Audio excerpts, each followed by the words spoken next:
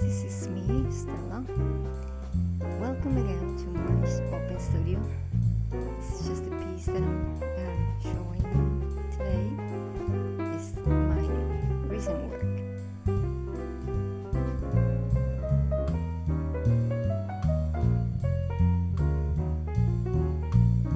Okay, let's see how it goes. Yesterday I had like a little bit of problem. Not that much, but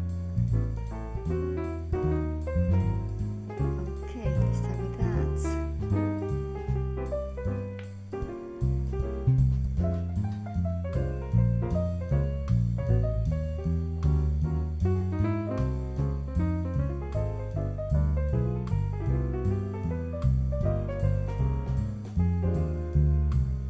I'm gonna go on Instagram now and set up the piece in that.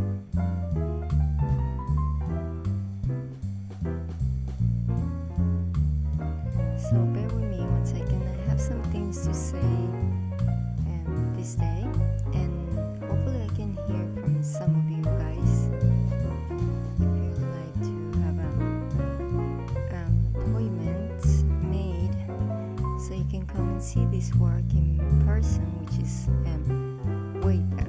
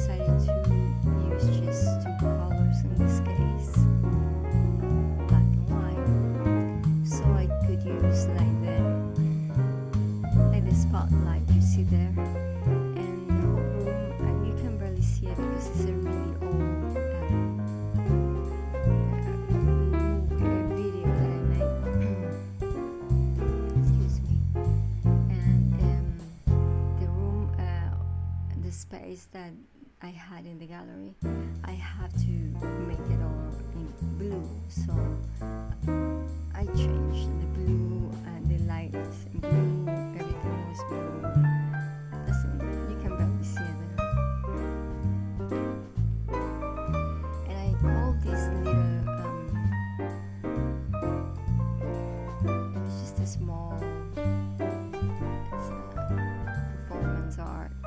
I call this art of blue because it's actually that's how it came to me. I was like, yes, I want this. I'm going to paint on this really awesome people, and it's gonna be black and white. How about if they look like a catwalk? Really gorgeous. And I think they really look nice. Those guys, they were in magazines and everything. They look nice. It's all hand painted. And no, they weren't naked. They just wore some dark underwear, just to make sure that it was appropriate for kids and for people that might feel uncomfortable with the nakedness.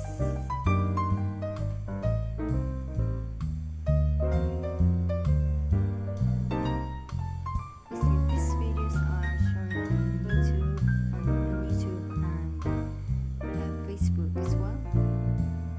And the one piece that I'm showing on Instagram has just a studio, and I'll be talking once in a while in there. But normally I'll be just in front of the computer and just explain some works. Maybe I should just open my website and I show you how to go about in the different pages. This is just my I always like this company from Germany. They're good though. There are better companies, but I like these guys.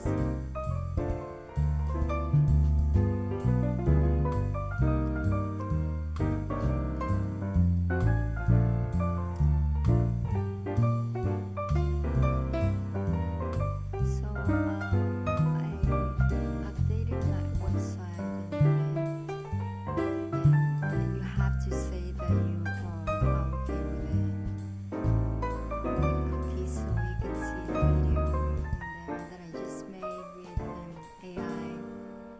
I like AI as a tool, and yeah, I disagree when some people try to take advantage and make art like invalid art with AI. That's not cool, but anyway, let's see if I can open the video. Things I'm using Brave for this one because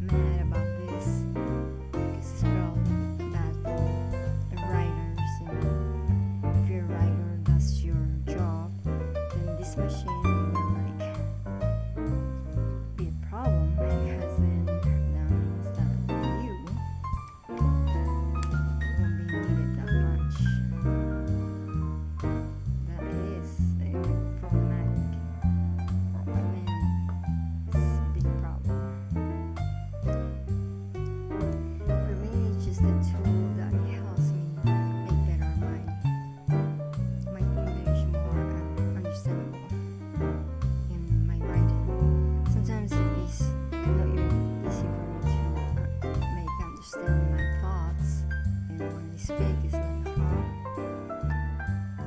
But most of the time I'm alright.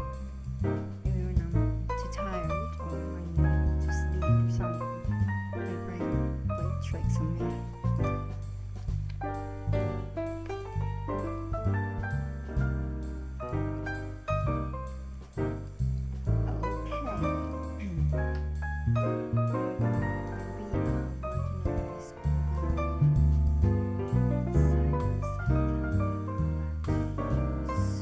Okay.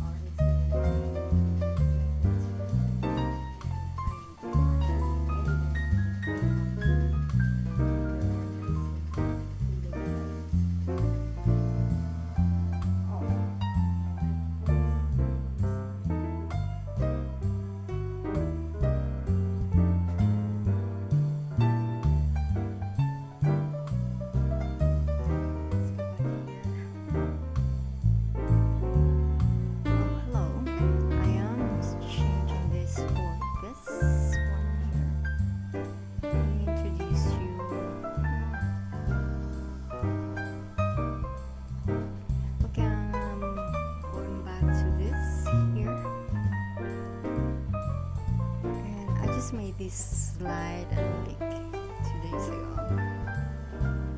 So this is me at my studio, just a small shot in there.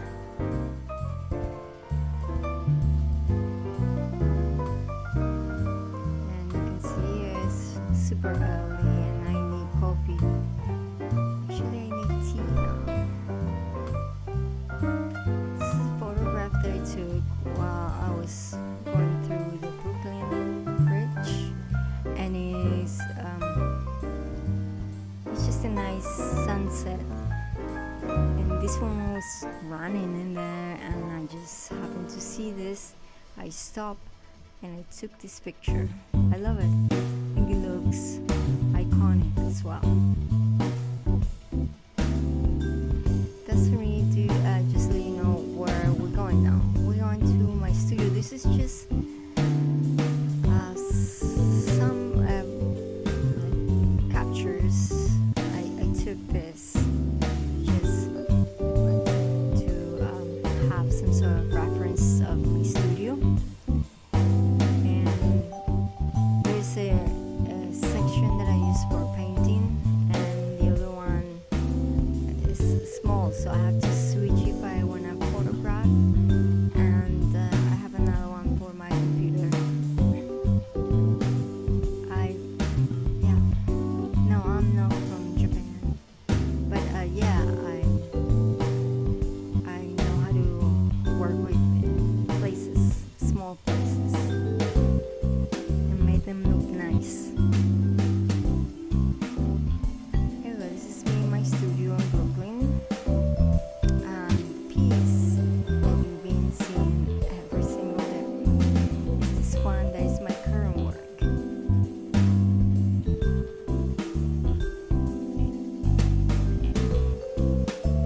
Okay, let me go and see if I can add this video to YouTube. Actually, I'm going to show you this. I'm going to go back here to this old page. Oh, look, that's me working on. But no, I don't want to show you that one.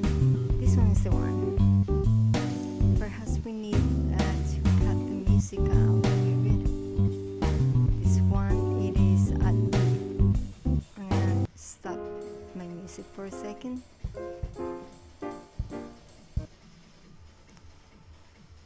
And play this video for you. Yes. Why do you think artists want to show their work? My name is Robert Jones. I'm a photographer for the last 20 years, and I like to show my work because it's an extension of me, of the way I think, to show the world my ideas, my feelings. It's just a way to also immortalize yourself. If somebody buys your artwork, it'll be in their living room, or on the internet, in the libraries. If you have art shows, everything stays for the records. So you say, I was here. Artists, the way they can contribute to the world is painting, making more art. That's one of the things that has lasted throughout history, even before modern history. We see that in, in caves and such, and then it has just evolved. But visually, artists can do that. They can just put out a message to it or make a difference in their spirit and life in general and for society. My name is Andrea Kronig, and I'm one of the artists showing at the 20 by 20 show. I think it's important that artists have a chance to show their work to make a difference, because they have very strong opinions, at least the artists that I know, and they have a very creative way of expressing those opinions. So whether it's an idea that deals with political situation, economic, social, it's really important to have artists be able to express themselves and share their ideas with the general public. I'm Camille Perrotet. I'm a part of this 2020 show created by Stella Lillig, and I'm happy to be part of this show because it's artists working together, and that was always my purpose in art. It's to try to bring community together, and also artists can give a possibility to a community, to people, to see the world a different way. As artists, our duty and responsibility. I'm artist William Lindsay, and I want to show my work with Show Your Work New York because I think it's important to help promote other artists, and I feel they're doing a good job in doing that. And I would like to be part of that community and to also share my techniques as being an artist, and also learn from other artists as well. And I think it's a great opportunity to do that with this organization, and I'm really glad I can be a part of it.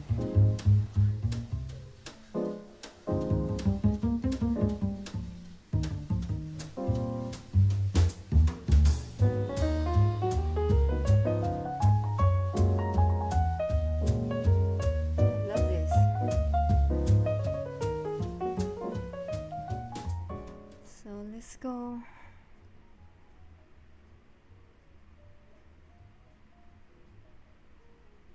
I want to show you one with the artist Skodo. Let's see what we got here. Skodo.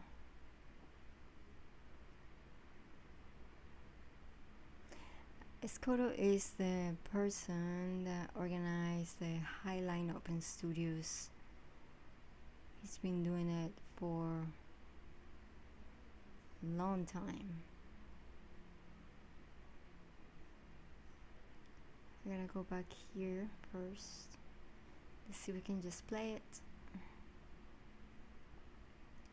No, because it hasn't been exported.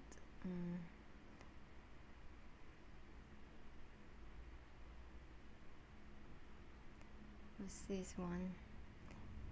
Let's see the surprise. This is I've been making a lot of videos with this program. Let's play. Welcome to Stella Lillig Open Studio.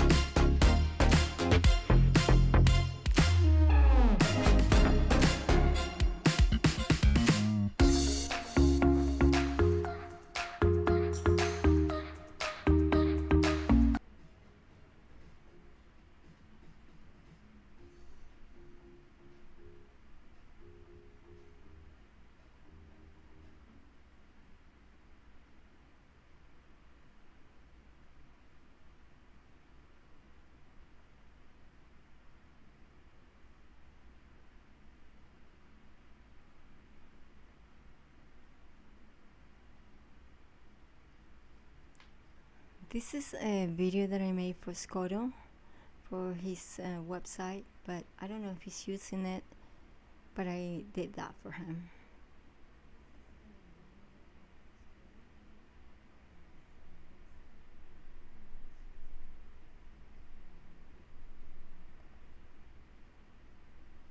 Here, one more. These are my 30 seconds and 45 seconds videos that I'm introducing to the artist.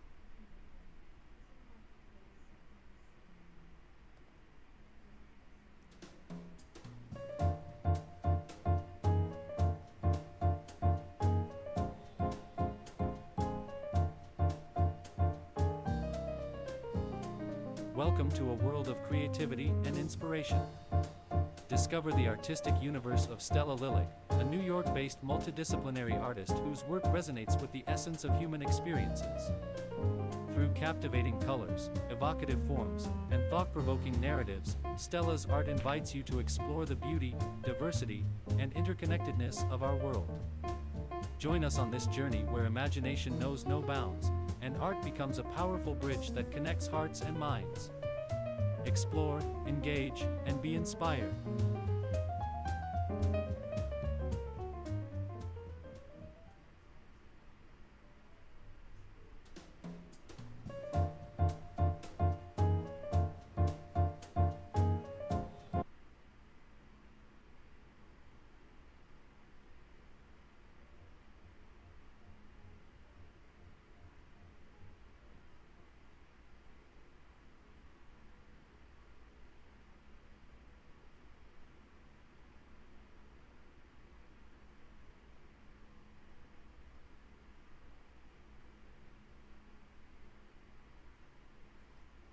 This one is one of my favorites with the West Chelsea artist. I did that last year, but I edited it this year as well. So there you go.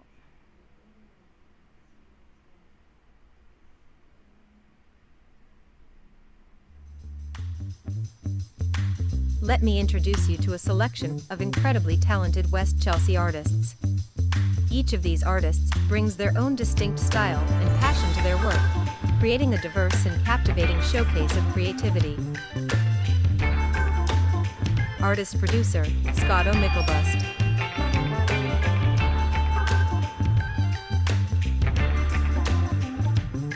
Artist Yumiko Hirakawa. Artist Bethany Harper-Williams.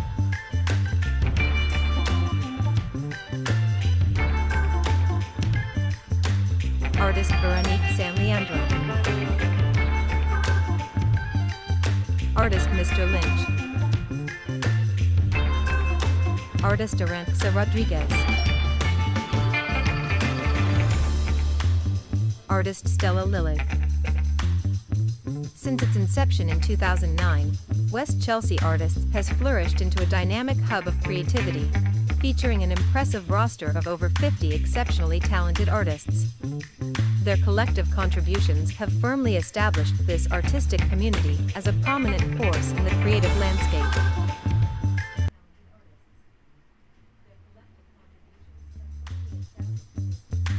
Let me introduce. Yeah, that was a good one. So I have 1 minute video here.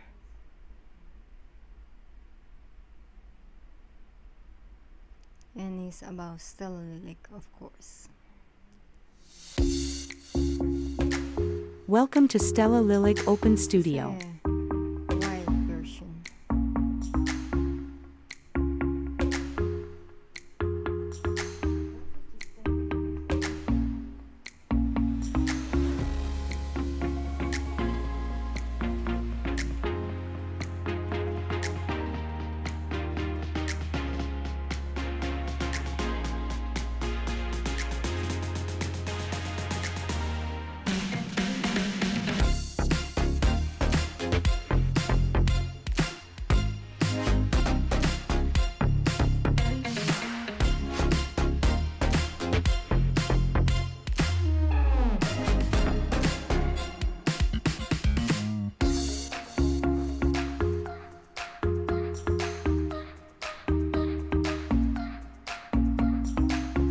This is Stella Lillig Open Studio.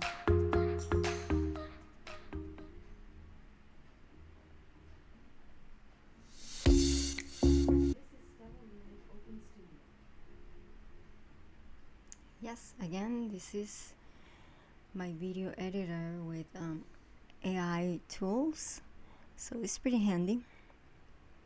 I've been editing videos since I remember. I started like in 2004 with a very interesting tools.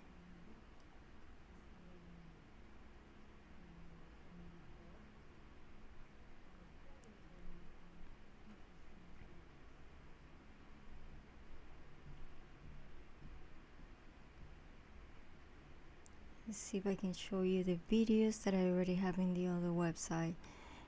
This is my Stella Lillig studio one of the channels that I use in YouTube. So let's start with this one here. This I've been doing some videos for Scotto Michael Bast. It's kind of hard to pronounce your last name, sorry dude.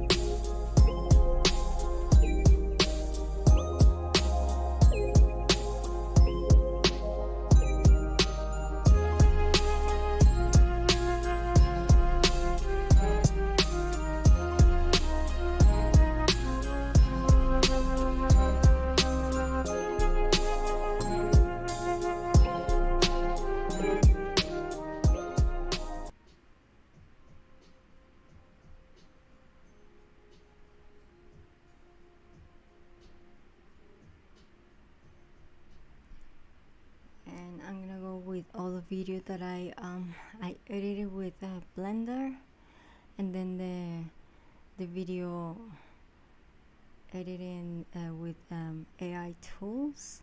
So it's kind of interesting. It's 5 minutes, and this is what I'm working with the artists, like the artists that are interested in I can make videos for them like this.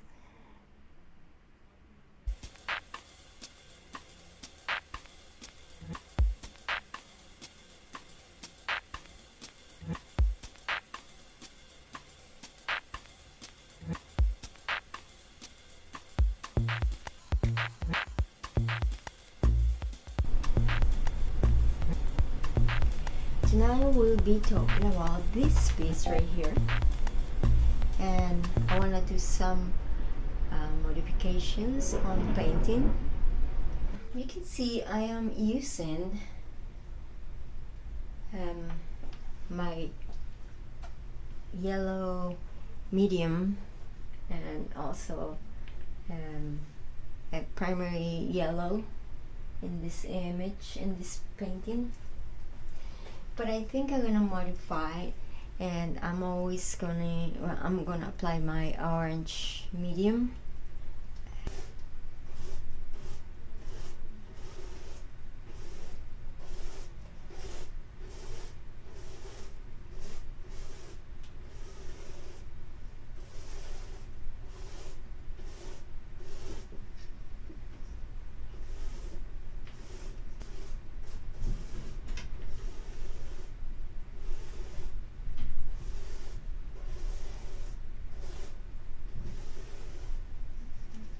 And this is how it looks so far, just pretty neat. That to me is more looking like to be finished.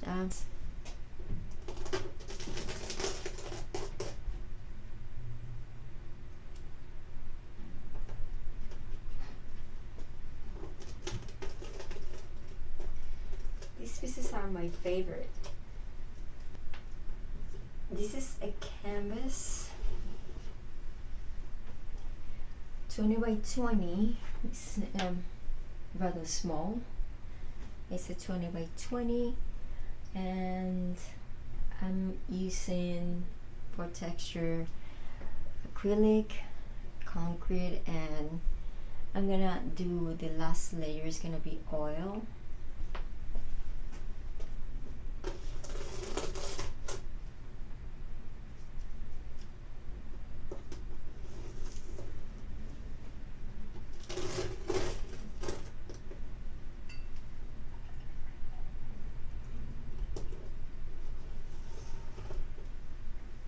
There, it's it's looking more like where I really wanted to look from the beginning. I've been working on this piece for since 2019, but because I just wasn't sure about how am I gonna work in this one.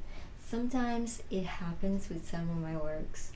Sometimes I just paint and maybe I finished in 1 week, you know, with some works. So I'm gonna apply darker in here, but it's gonna be a little bit like transparent, so you can see the background. There's a lot of layers, just so many layers. This piece has at least 20 layers. I started with concrete, concrete and acrylic, and then I went in for this here. It is my oil pencils, and then more acrylic on top. Now you can see I had one layer right here with white, and the last one is medium orange, and you can see the background, no? You can see that there is more behind the orange, so I like that.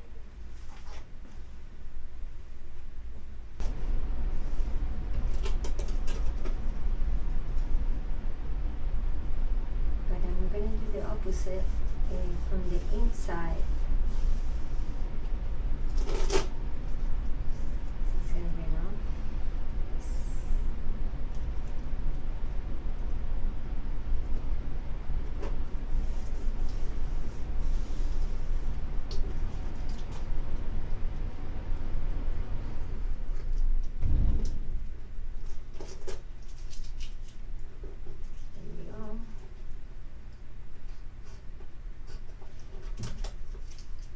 As always, it's very good to have you here, and if you're not here, well, I hope you're next time. Possibly I would like to show you how to edit on Blender if you're interested. It's like to show the process, and then when you see the video, you kind of know where the video came from.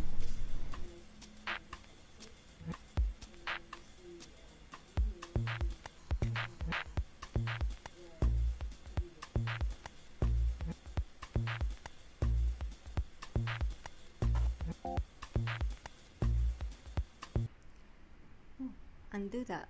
This video just edited with Blender only, and maybe I used Adobe Express, and it looked good, but the ones that I'm working on now, the voice is more clear, and then I have assistants, AI assistants,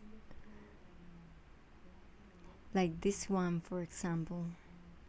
Are you ready to immerse yourself in the captivating world of abstract art? Tune in to our next podcast episode, where we'll be exploring the creative mind of Stella Lillig, an extraordinary artist known for her vivid colors, geometric patterns, and a mix of materials. Her artwork transports you to a futuristic realm that is sure to leave you mesmerized. In this exclusive episode, we'll dive into Stella's artistic journey, uncover her inspirations, and discuss her involvement in curating and producing art events such as AAAF NYC. You'll also get a glimpse into her diverse skills and techniques, including her unique approach to tattooing on canvas. So, sit back, relax, and join us for an inspiring conversation with Stella Lillig that will surely awaken your senses and fuel your creativity. Don't miss this chance to discover the brilliant artistry of Stella Lillig and learn about her incredible journey in the mesmerizing world of abstract art. Don't miss this chance to discover the brilliant artistry of Stella Lillig and learn about her incredible journey in the mesmerizing world of abstract art. I have another video that I made for the artist. That was my first one. I think I made this one with Adobe Rush. So I have used different video editors. Let's see this one. I think this one has no voiceover or anything. This one here.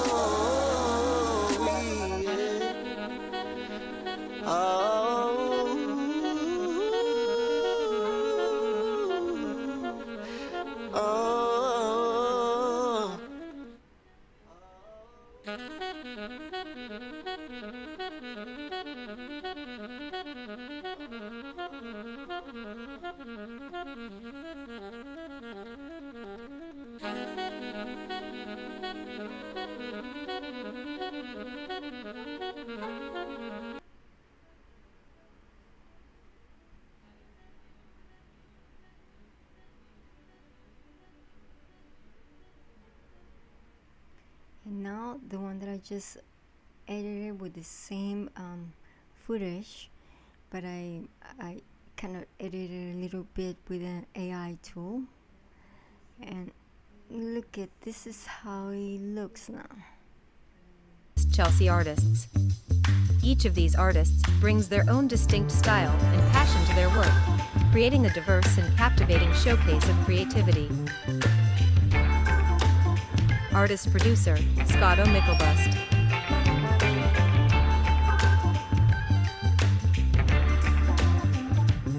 Artist Yumiko Hirakawa. Artist Bethany Harper-Williams.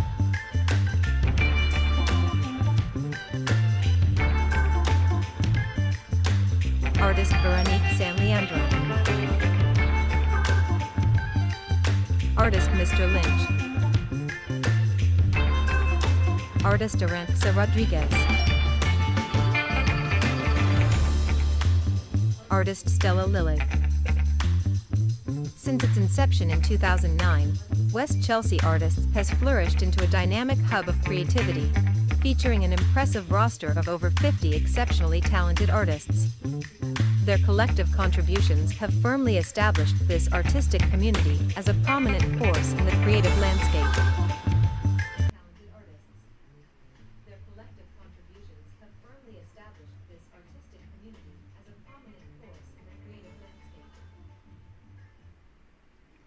Yeah, this one is way better,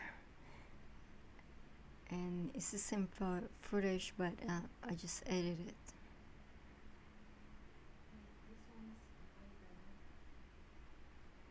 Let's see what else I have. I have one.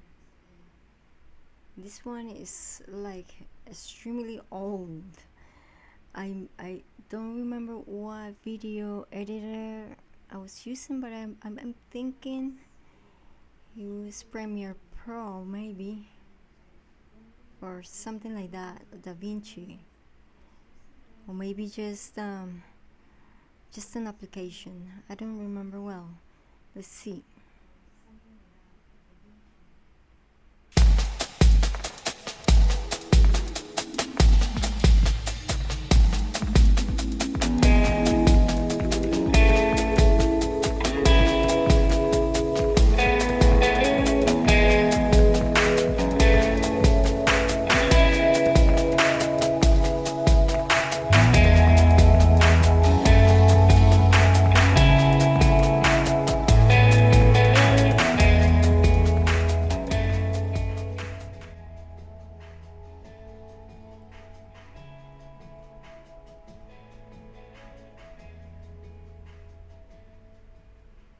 most definitely need a little bit of update with some other editing. This one I remember, it was about layers, so this is what I wanna do with the artists as well. Like, you know, if they wanna show the process of their work and talk about it in a short video, like I don't know, 60 seconds or 45 seconds, I can help them do that. And you know, I have worked with so many artists that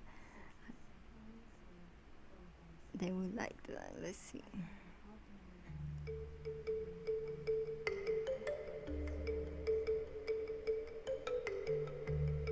Today's objectives. We will apply acrylic on a wood panel. Starting with dense, heavy layers and then applying gouache layers. Materials. Paper, canvas or panel board. Acrylic paint. Brush or palette knife.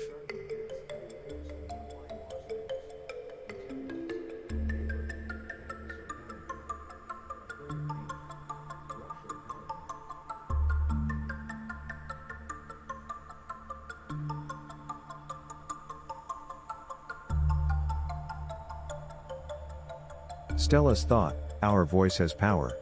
Let your voice be heard, vote.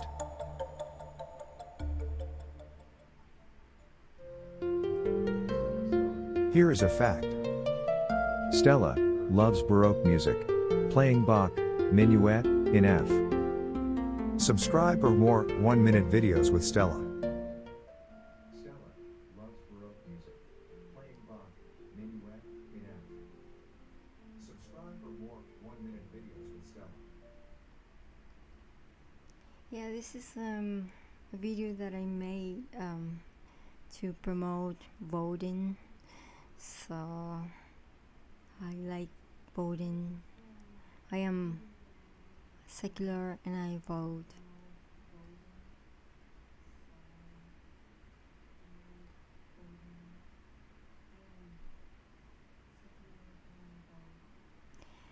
This one here is my regular open studio, so I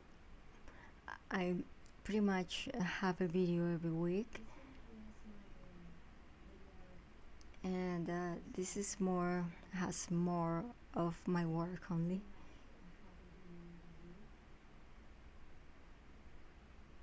Short videos.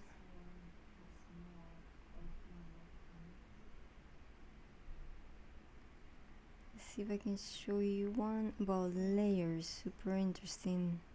This one is about layers, but this editor, I don't remember which one is this one. I think it was WeVideo, something like that. It's like 2 years ago. Well, it says there 3 years ago. Let's see what it is about.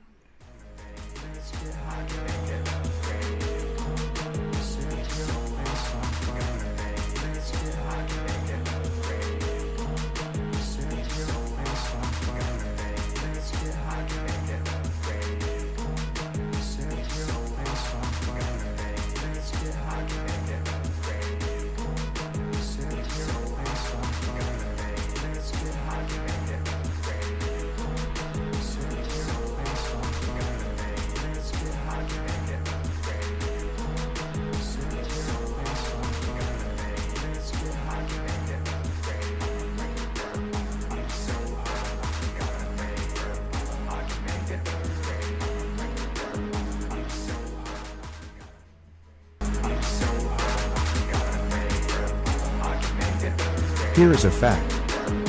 Stella Lillig is an early bird.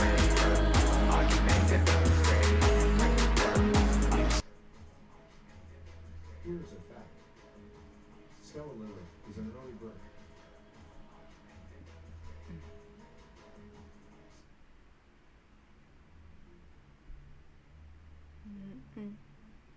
It's true.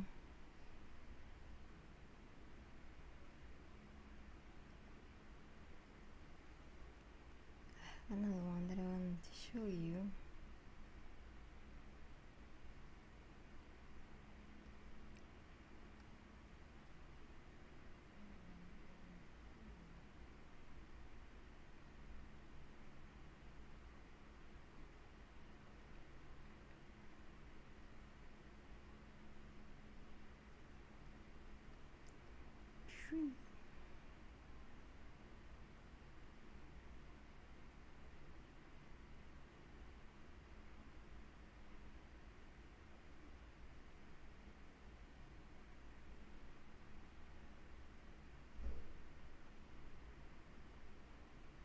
This is pretty awesome. It's about seasons, like the way I see. So I created this piece and I was inspired by autumn.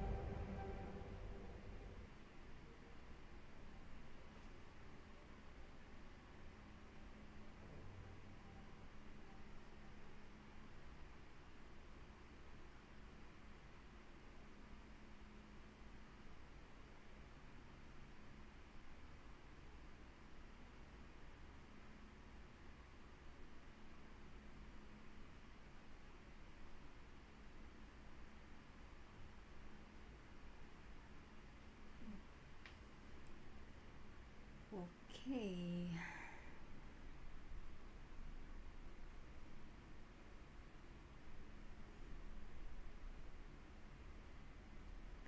The video that you just saw, it has the quality of the video is not very good because I'm pretty sure I didn't have like a better camera before, and because I don't have the piece anymore, so I had to reuse and edit it on that same footage.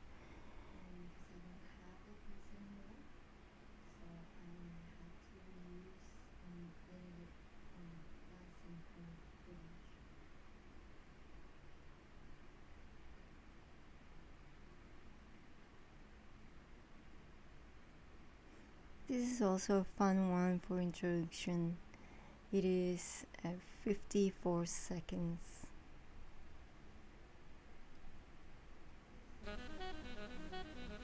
Hello, this is Stella Lillig Open Studio. Welcome.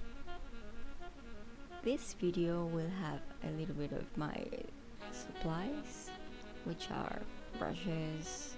That's what I use in my painting. Color, pencils, canvases, paper, and so on.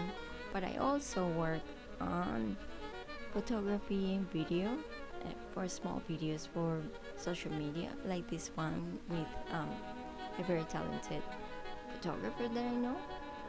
And that model, I was doing the video and photography for them. Thank you. This is just a little sample of the work. Enjoy. See you soon. Don't forget to subscribe.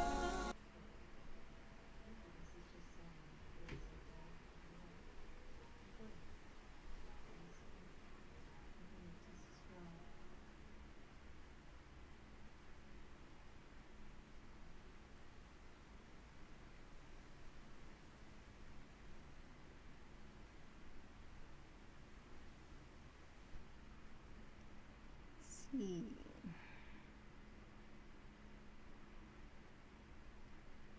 Wish I can show you some of my first videos. I think I had like a 1 gigabyte camera. It was a long time ago.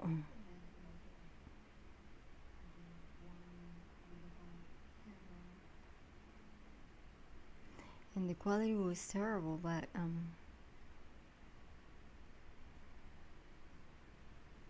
I still have it here somewhere.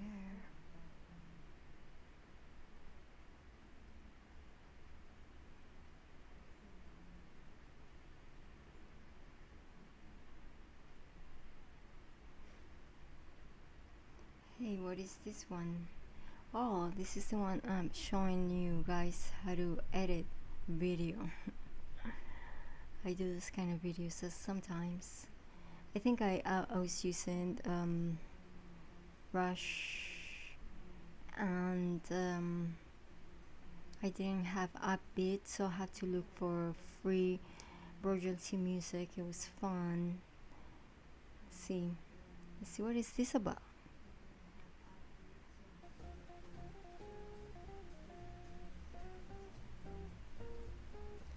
Hello, good morning. This is Stella Lillig Studio Thursdays on 8 o'clock Eastern Time. This is the video that's supposed to go yesterday, but anyway, it's here, so that's a good thing. We're gonna work in the Adobe Premiere Rush because I'm working with these products and I'm not getting paid or anything. I'm just working with them. Very good tool for creators. So let's get to it.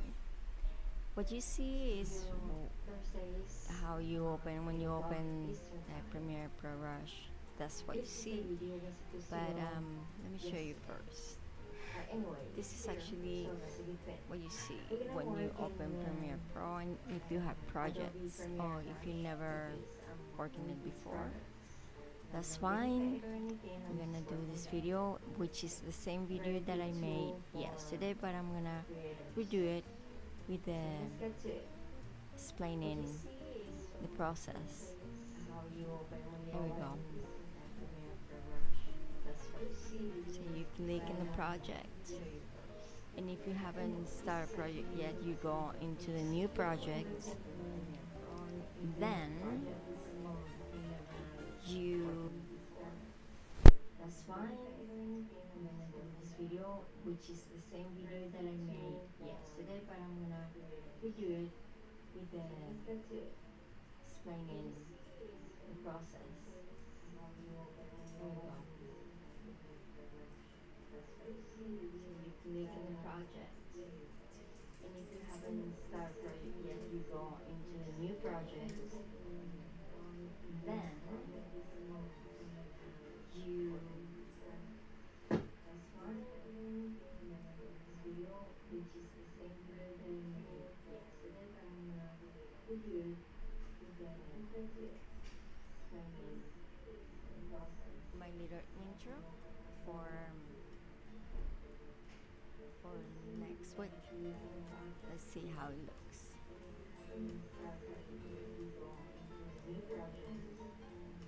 So I'm gonna stop the music because we don't need any external audio. This program comes with audio, and you can add your own voiceover. You see. So let's go and get to it.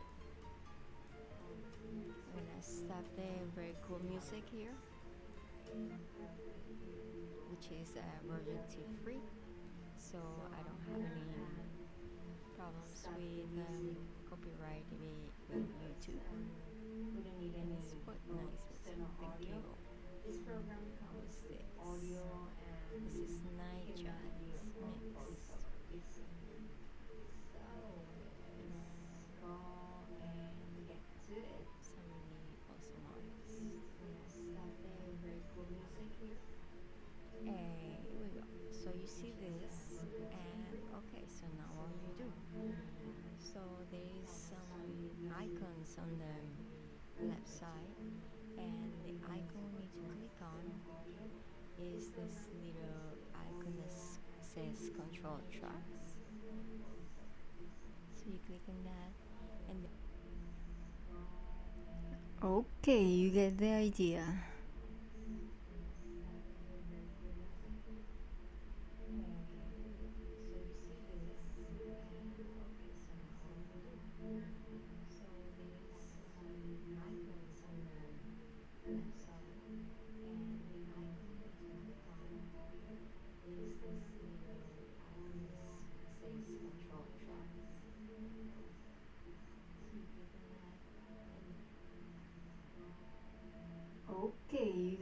idea.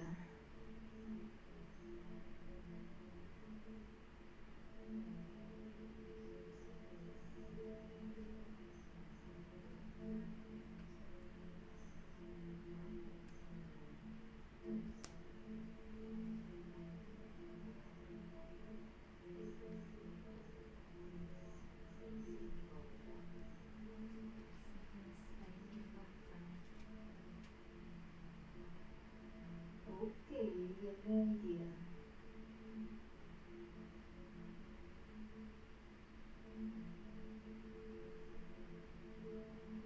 Have you ever heard of Web3?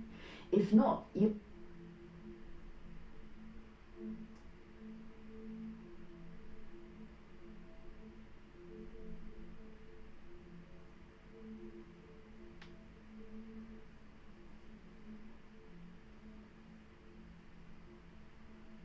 Okay, your idea.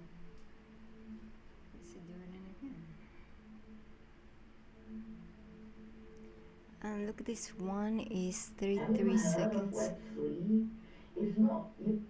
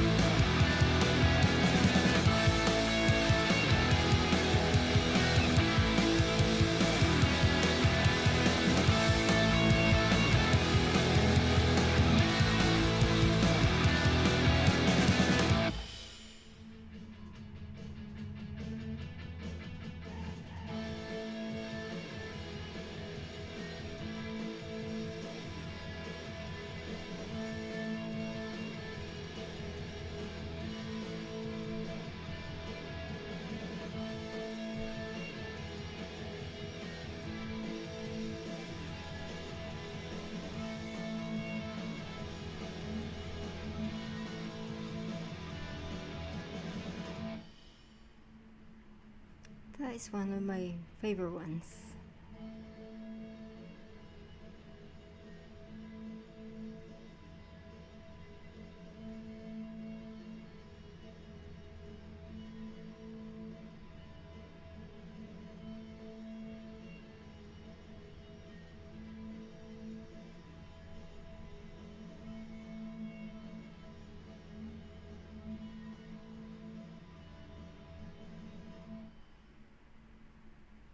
That is one of my favorite ones.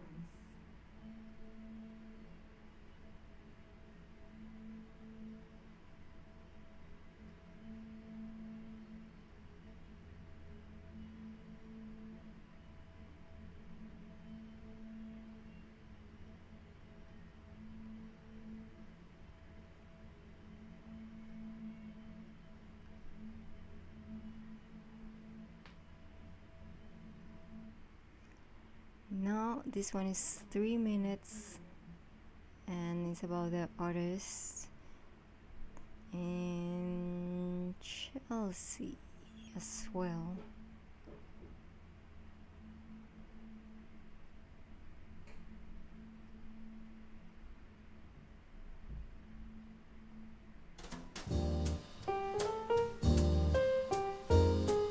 Why do you think artists want to show their work?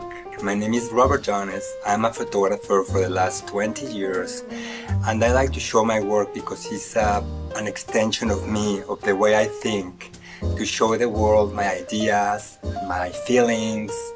It's just a way to also immortalize yourself. Somebody buys your artwork, it'll be in their living room, or on the internet, in the libraries, if you have art shows, everything stays for the records. So you say, I was here. Art is the way they can contribute to the world.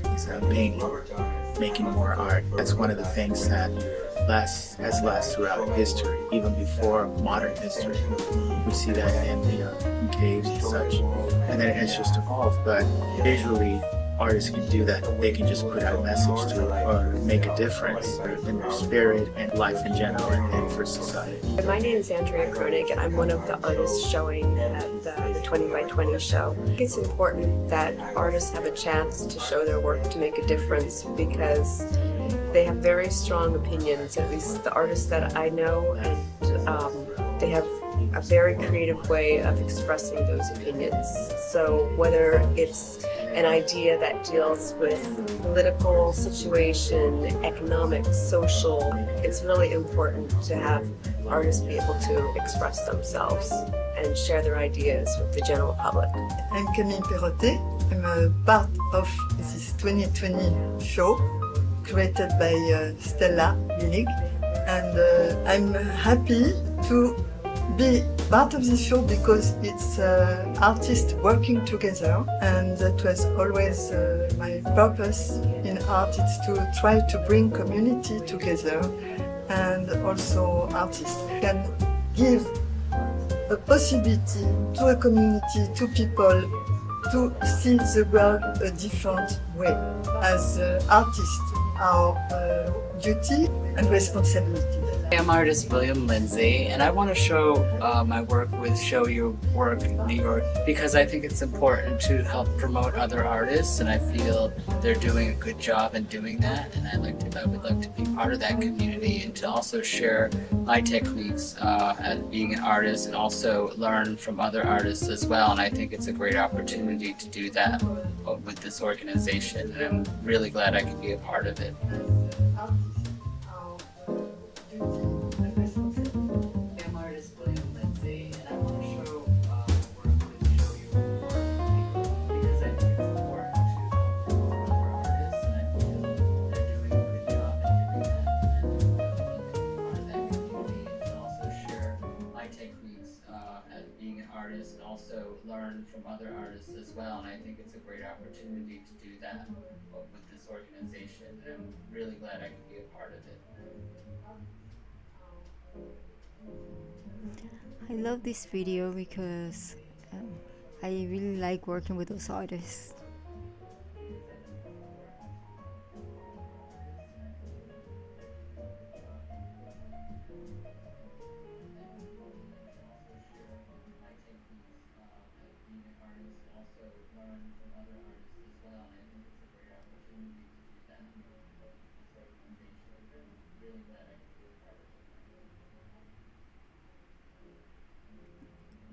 Okay. This video because I really like working with those artists.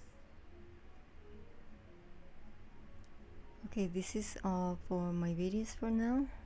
So I'm gonna go back to the slides. No, the slices, but the slides. D.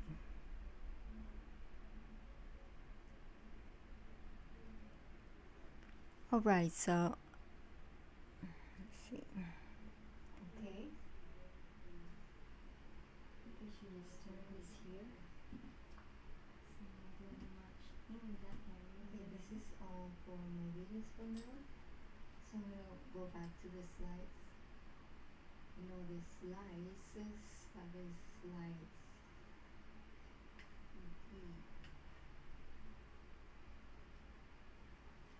It's fine. Alright, so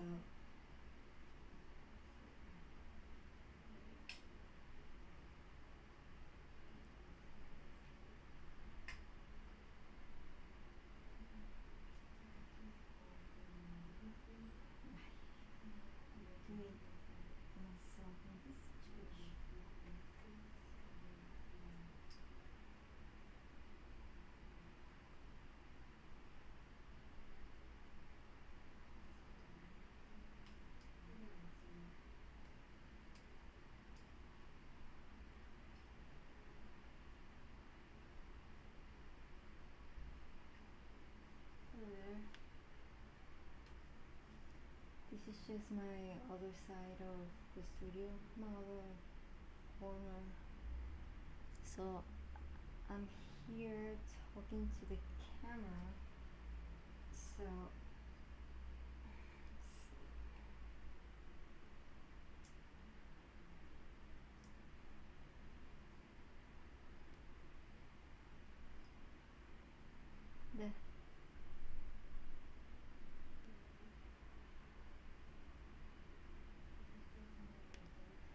So now you can see me what I'm doing. This is for my YouTube and Facebook channels, and now you can see what I'm doing. So I went through like several videos that I have made for over the years. It's been a while, since 2004. Just so now you can see me what I'm doing. This is for my YouTube and Facebook channels, and now you can see what I'm doing. So I went through like several videos that I have made for over the years. It's been a while, since 2004.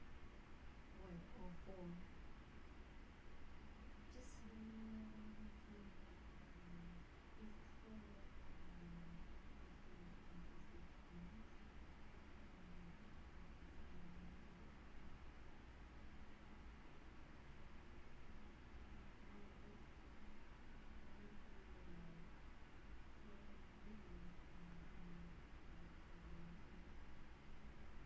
yeah, I'm here.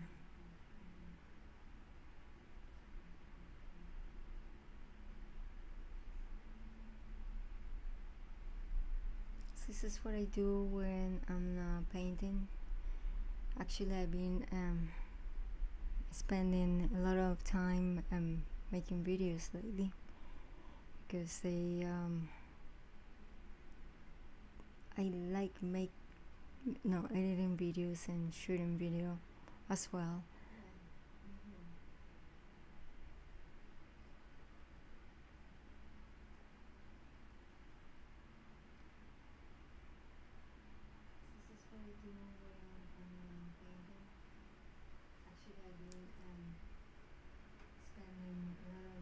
This is what I do when I'm painting. Actually, I've been spending a lot of time making videos lately, because I like editing videos and shooting video as well.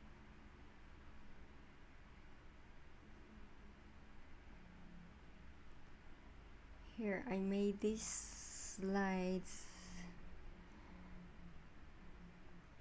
like 2 days ago.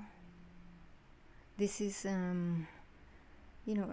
brief kind of story about my journey as a painter and why I do video and photography as well. It's kind of like extension of my artwork.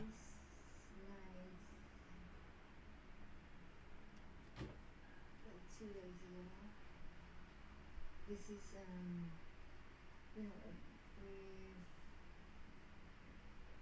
kind of story about my journey as a painter and why I do video and photography as well. It's kind of like extension of my artwork.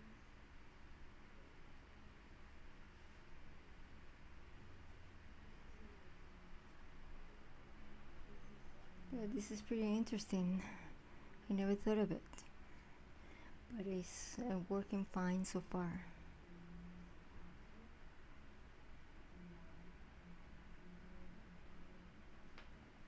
Again, I have to go back to this slide. It says, this is actually true. I have been working 10,000 days, and it's only have been one artist, one easel, one camera, and about 250 artworks. I might say that I include some nice videos and photography. Again, I have to go back to this slide, and it says, this is actually true. I have been working 10,000 days, and it's only been one artist, one easel, one camera, and about 250 artworks. I might say that I include some nice videos and photography.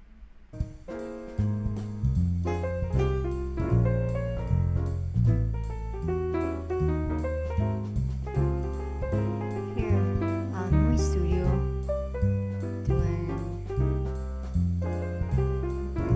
working with a laptop. It's early, so I do need coffee. I drink coffee. I try to not overdo it, but sometimes I do.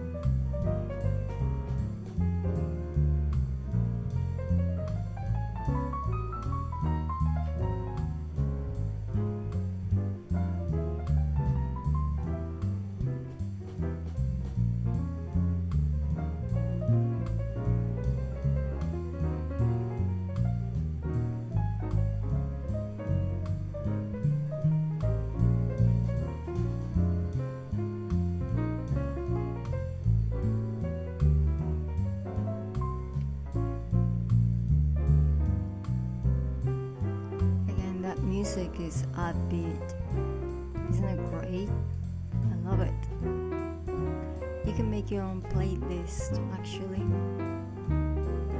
It has like thousands and thousands of songs. And also like sound effects.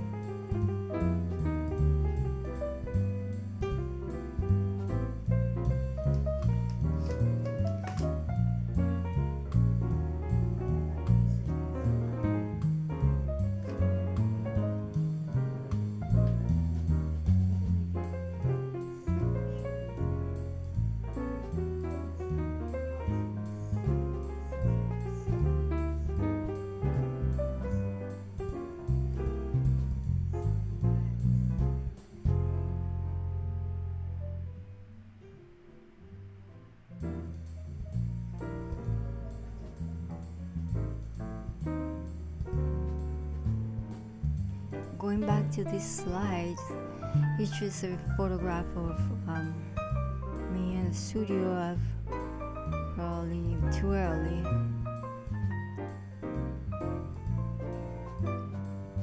I had to do a lot of overnight work sometimes. I have to stay and work, which is very nice. No complain.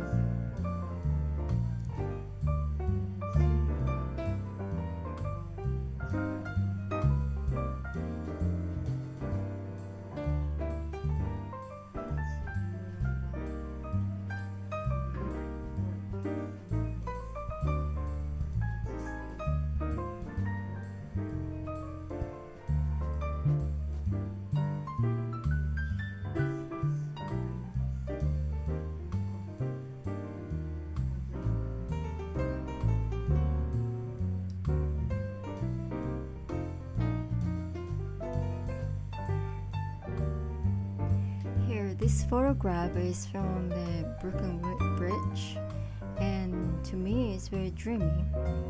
There's that lady running, and her shadow looks just amazing in there. It's a very nice. It's a sunset.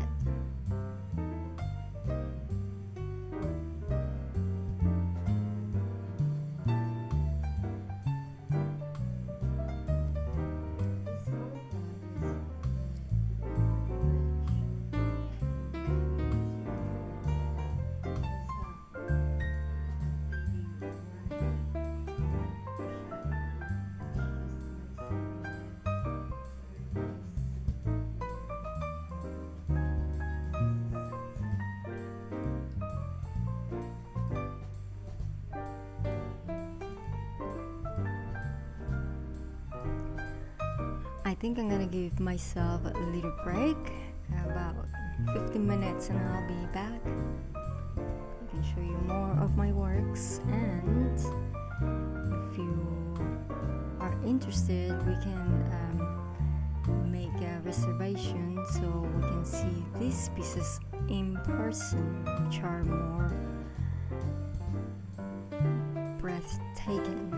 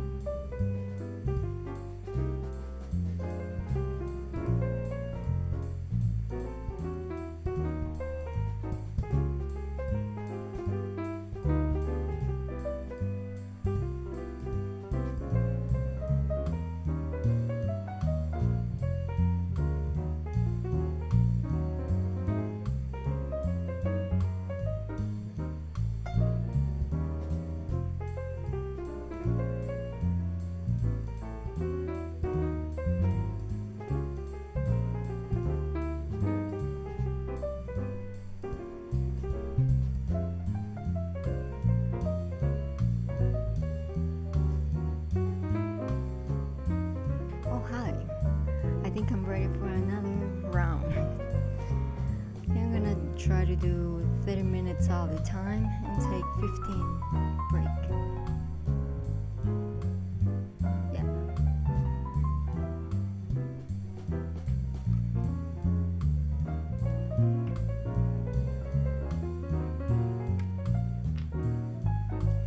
Okay, I need to add more music to my playlist, but these are my favorite ones so far.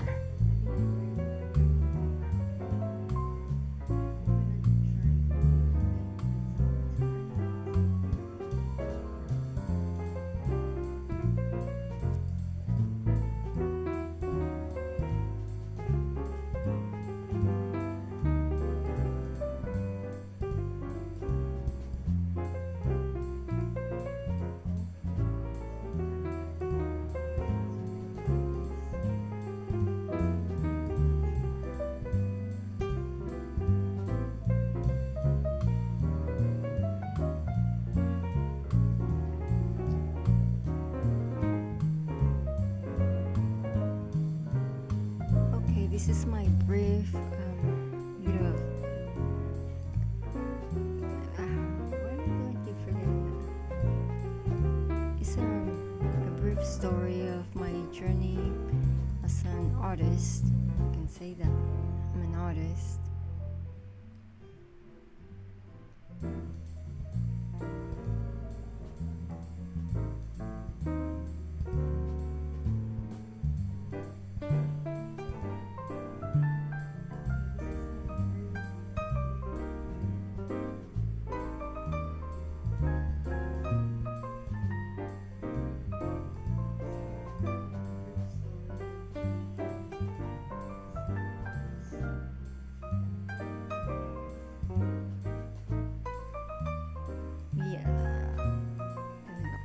Here at my studio, I took some pictures of it.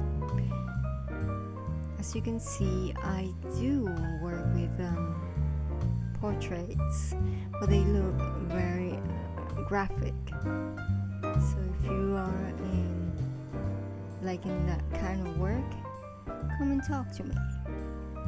We can do something very nice for you and your family.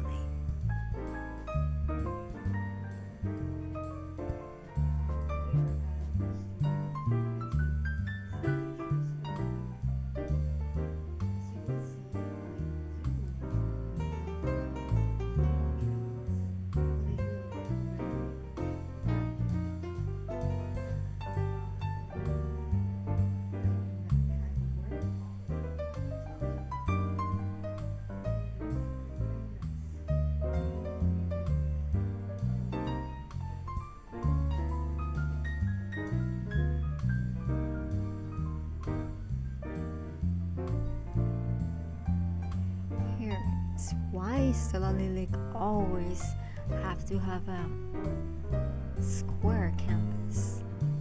Why not like a regular size, 24 by 18 or something like that? I tell you why.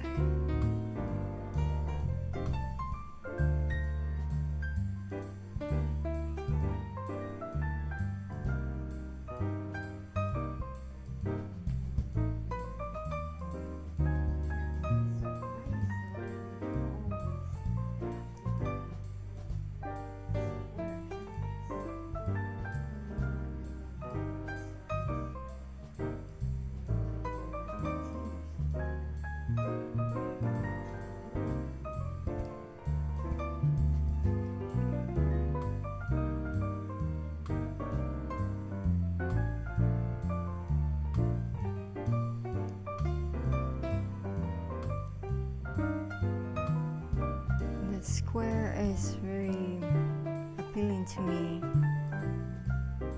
it's like, you can say, I know there's so many painters that use the same dimensions, square, but mine is sort of a signature, because I paint a square over the square and a square, which it makes sense because it's a square, right?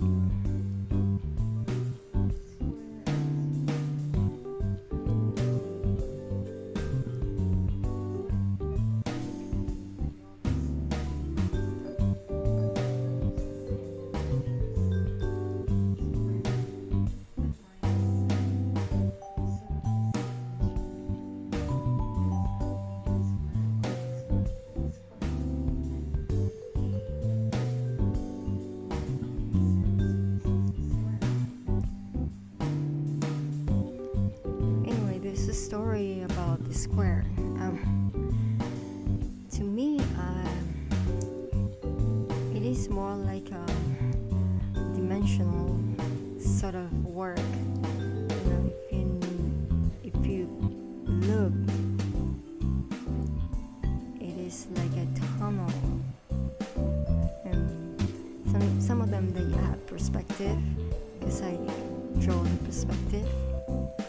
It's super linear.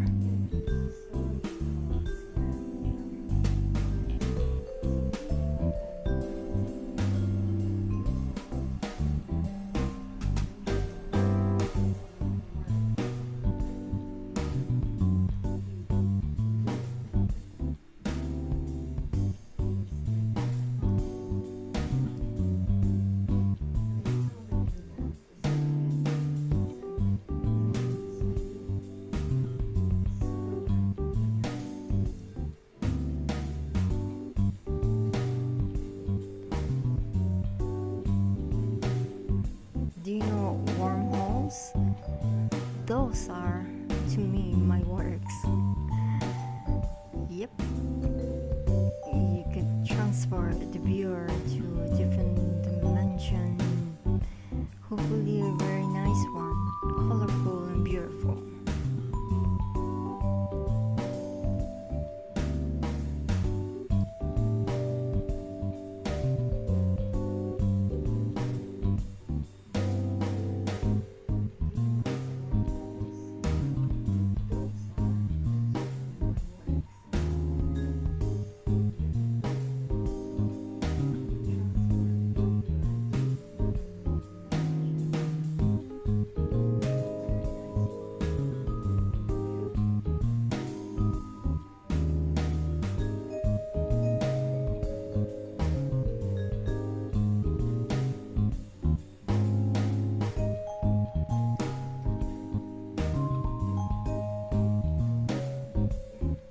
A story about this dream that I had.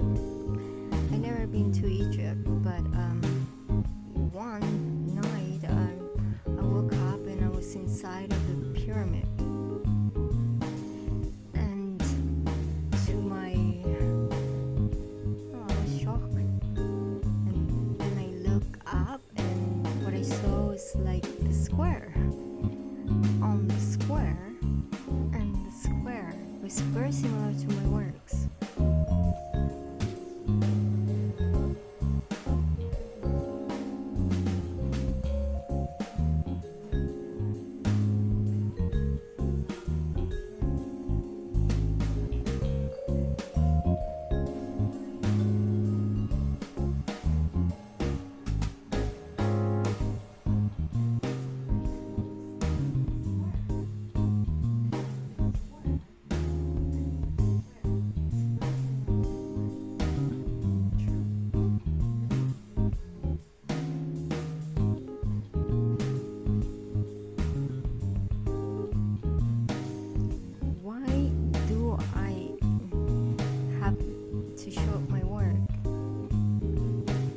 Something.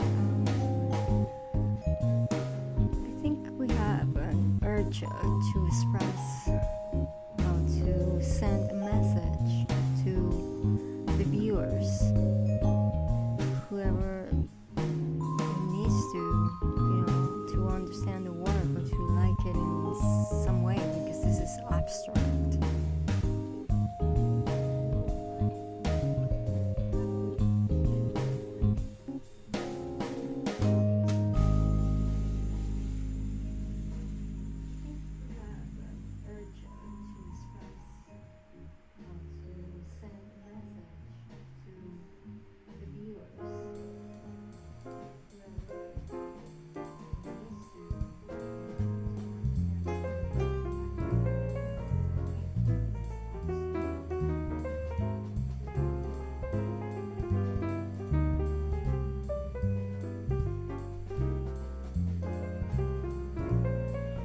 would like to say thank you for being here, and thank you for the opportunity HIGHLINE Open Studios for all these years.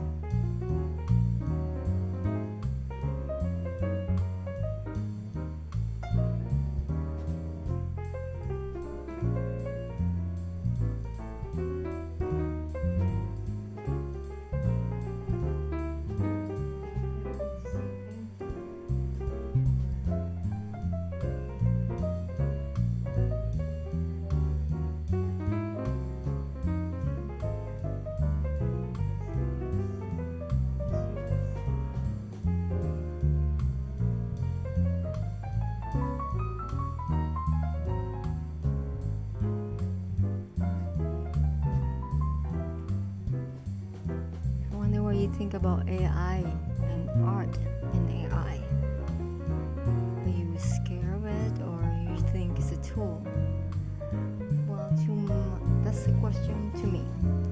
Yes, I think AI is a tool, a very good tool, and you shouldn't be afraid unless you misuse it and you want to abuse people with it. That is not nice, but other than that, it's good.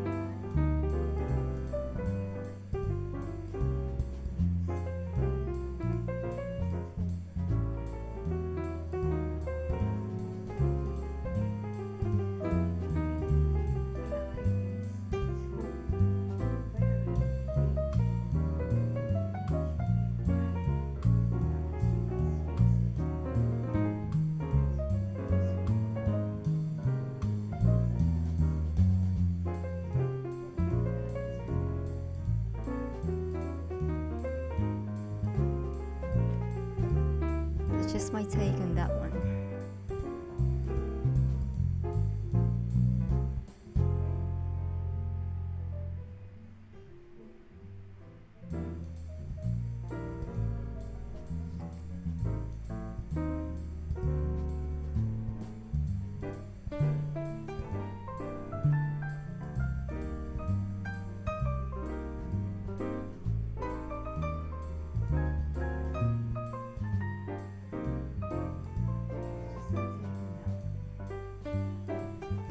Now, this is a piece, my most recent piece is this one, is my binary code series. I have several of those pieces, but this one is my recent one. It's untitled and it's canvas 40 by 40 inches, and it's one of my favorites so far, maybe because it's my recent one.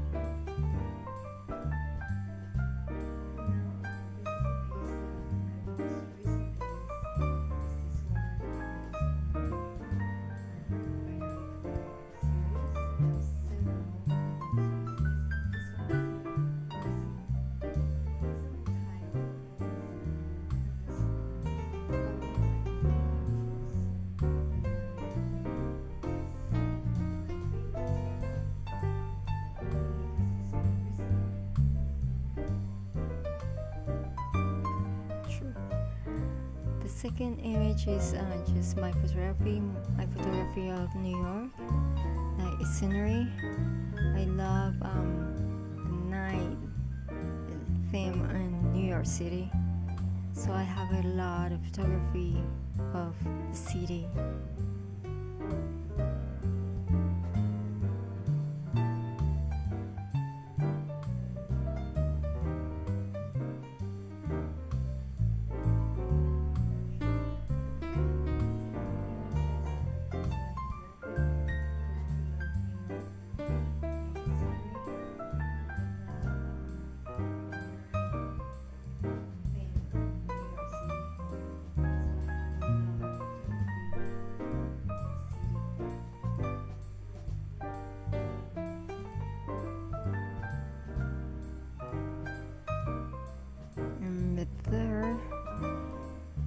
is a video that I just made like 2 days ago with AI tools. sometimes I use the assistants. You know, they have really nice voices, and they're more louder than my voice sometimes. So I like that. I like it.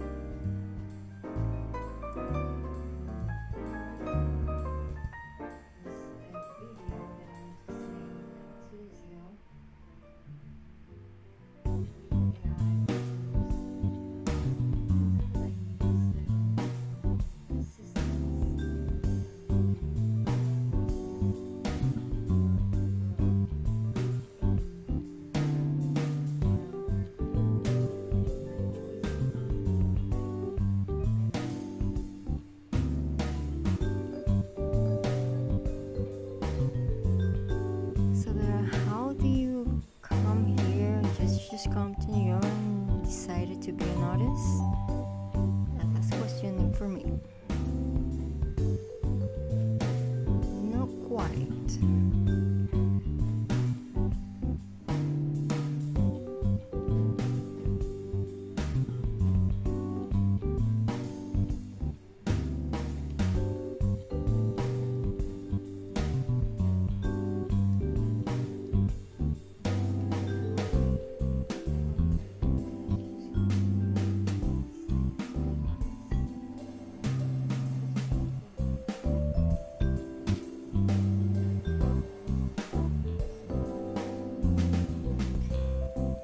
It's a long story. I started painting, actually drawing a lot of landscape since I was a child. I was like 10, if I'm correct. And I just always enjoyed painting. Didn't think I was so good at making human figure, but I guess I can be.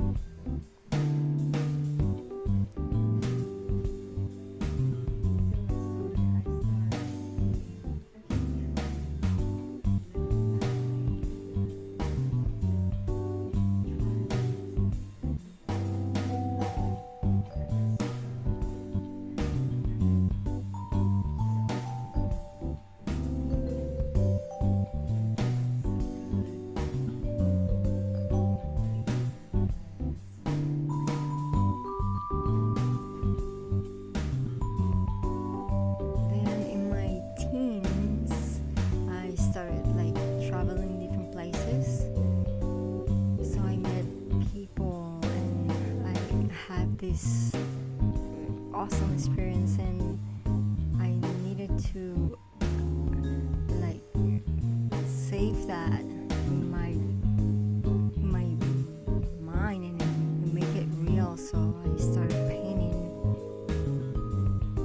I didn't show anything professionally or in a long time.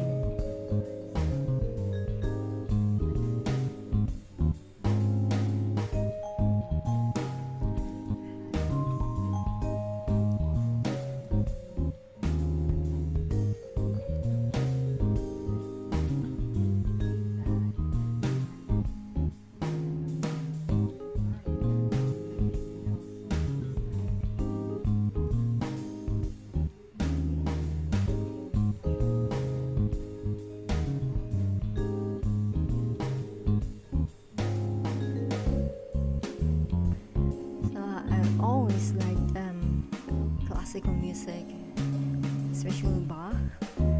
So when I paint, most of the times, many times, I have to have a background in music, like music playing in the background, I mean. And sometimes, many times, it's classical music. That music is not for sleeping, and that music is not church music. I don't think so, but anyway. I don't want to get into that.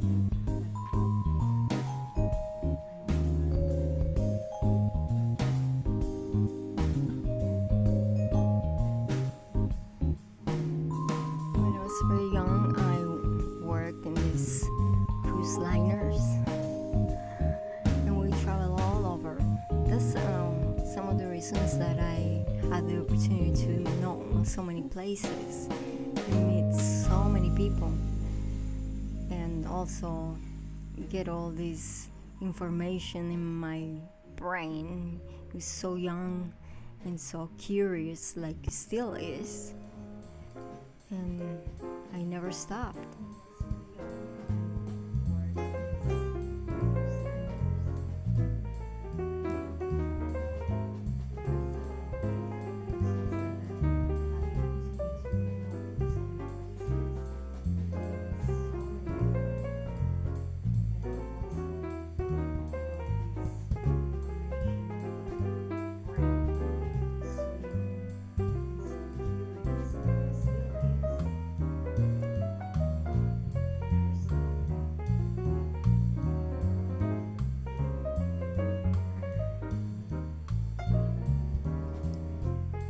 When I was in school, I was the best student in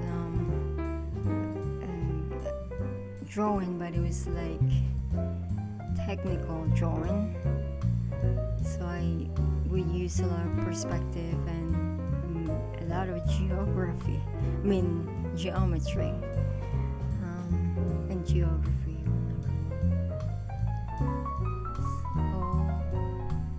My work is also has a little bit like that, a little bit of that.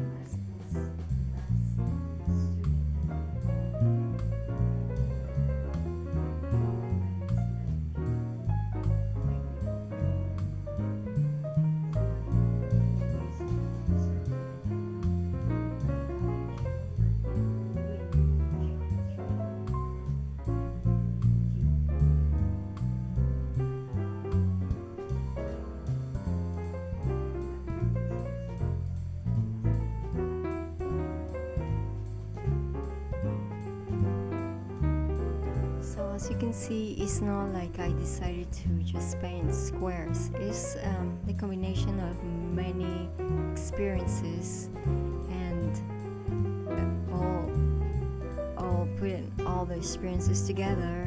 And through the years, it's been since I was a child. But I knew that I wanted to continue painting or doing something very creative. I even took a graphic design, and I was good, but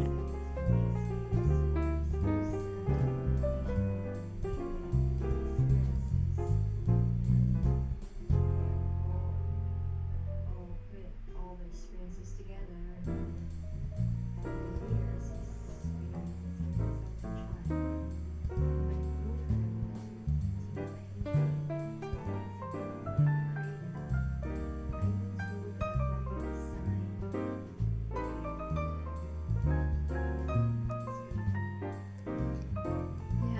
Good at graphic design.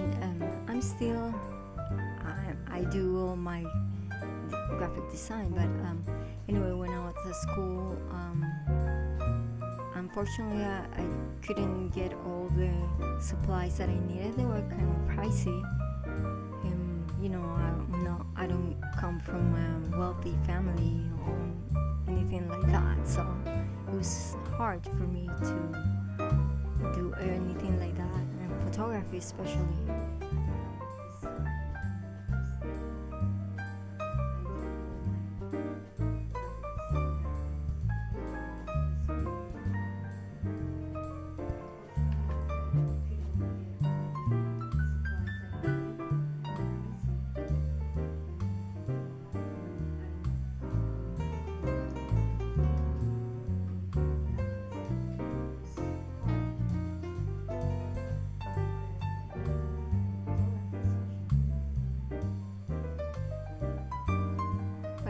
Always liked graphic design, photography, and obviously video. I think it's all related.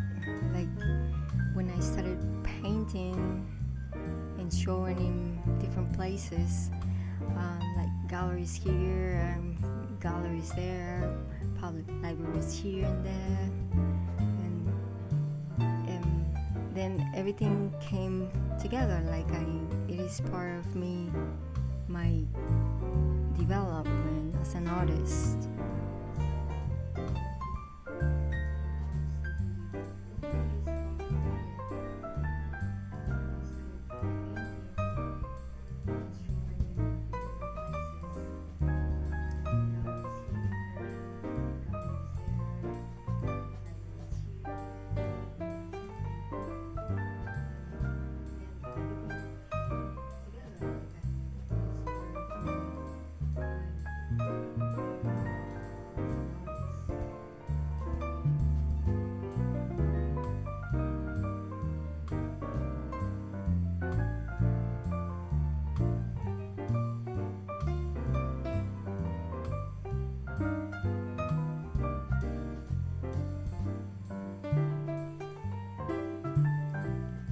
story about this little camera that I bought. It was like a seriously 1 gig pixels. It was ridiculous. And then because we had to do like the dial-up internet, it was impossible to download not even a small video. It took forever. I'm not very patient with the machines, even though I had to work like that before.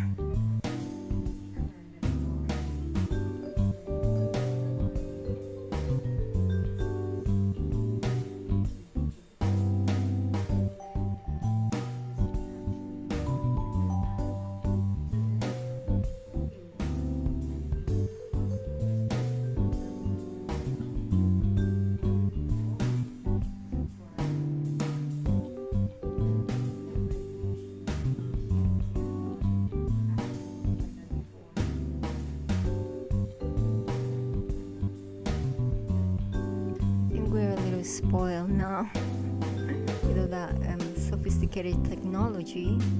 It's pretty, I mean, I'm enjoying it so much.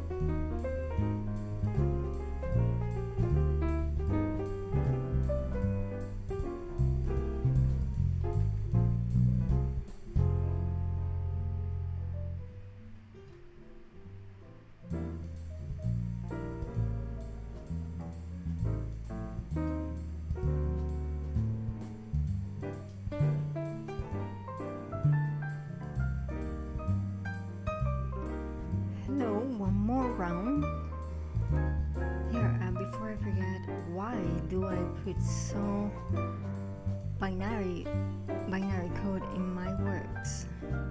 Yeah, there is a reason.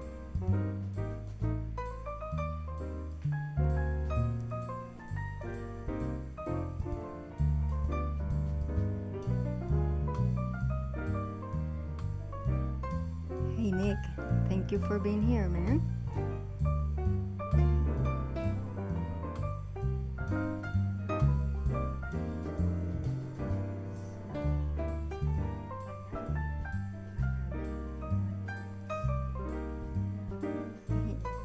If you want to go to YouTube and Facebook, I'm also there, Nick.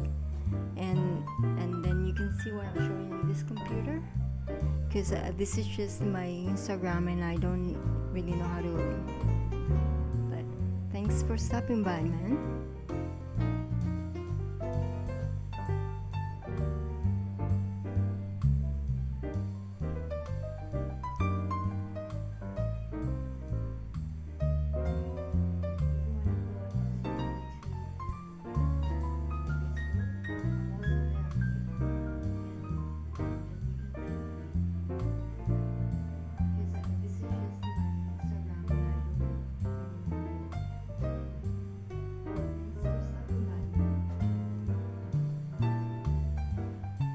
It's 6 hours of open studio with HIGHLINE's open studios, and sometimes it's a long time to be streaming live, but I found that it's a good way for me to just leave the videos on YouTube whenever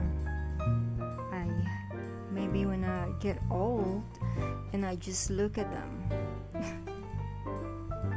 Maybe.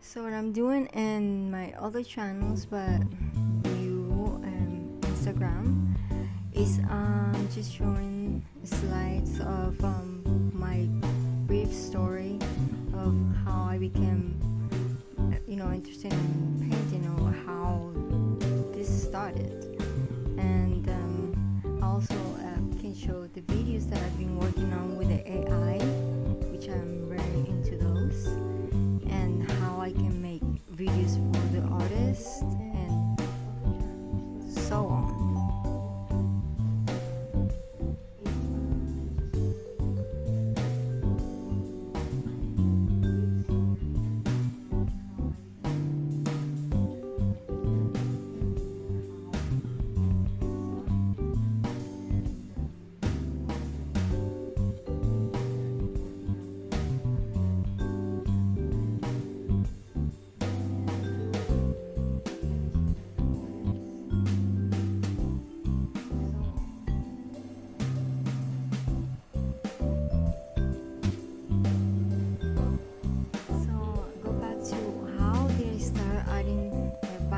To my works. This is interesting because I always loved computers as well. So when I was growing up, we had a group of kids that we always got together with those old computers, and some of those kids, they were hackers. That's so long ago. So there is I don't know, a connection with computers as well.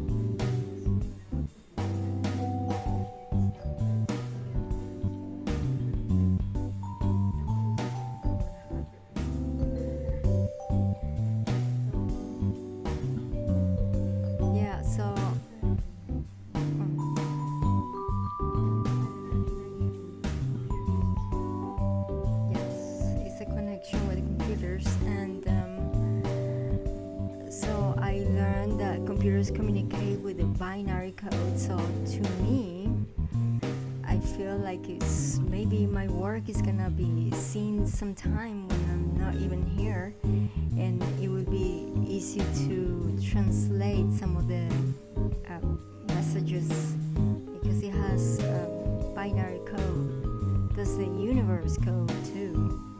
So it's pretty. It has the meaning though.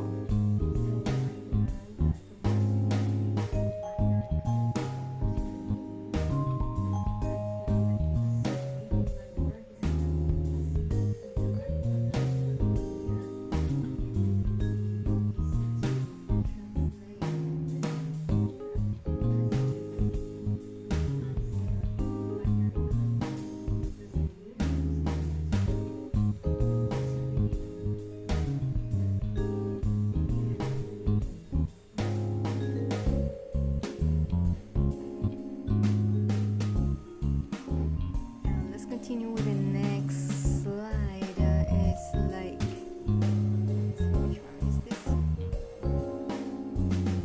Yeah, this is what I've been working on too. It's I've been taking photos of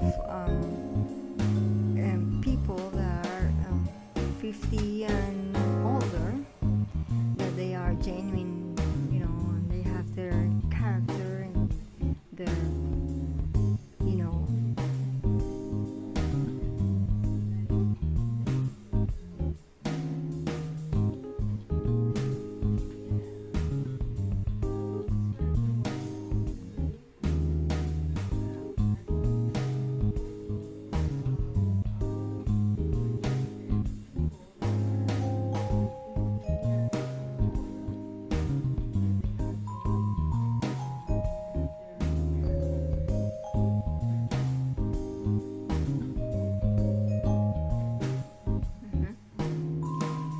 this picture is Kodo Michael Bast. He's the organizer and the producer of all these bands for years. And he is pretty genuine. And also he really supports my creations, you know, either video or visual art or painting. He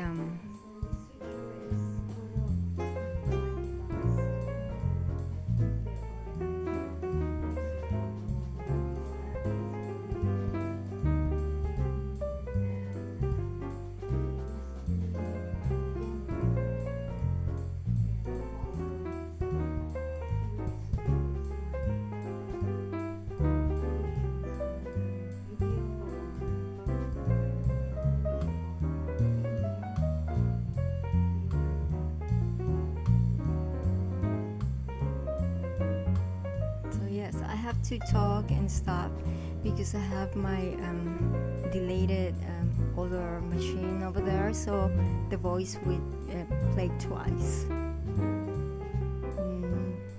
It's interesting.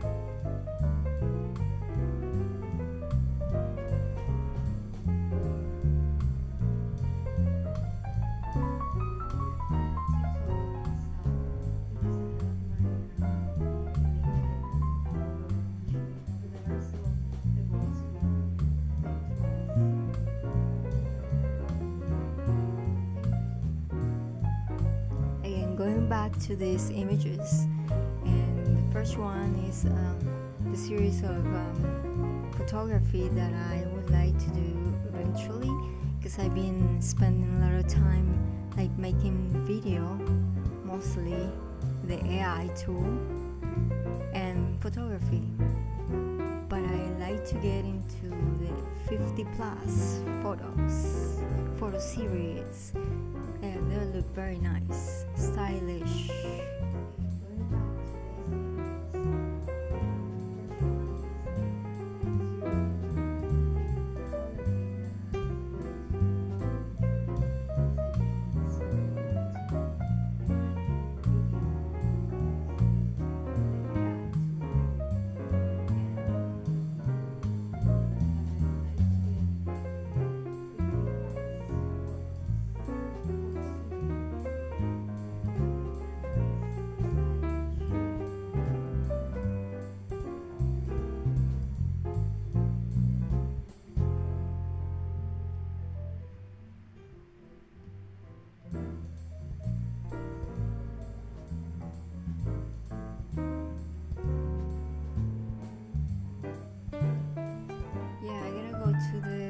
slide now. This one, you know what I said before, that it was a slice. Per my French is really bad sometimes. And I know that he didn't mean slice, I just kind of like mix the two words because they're similar. Don't ask, I just do this kind of thing sometimes.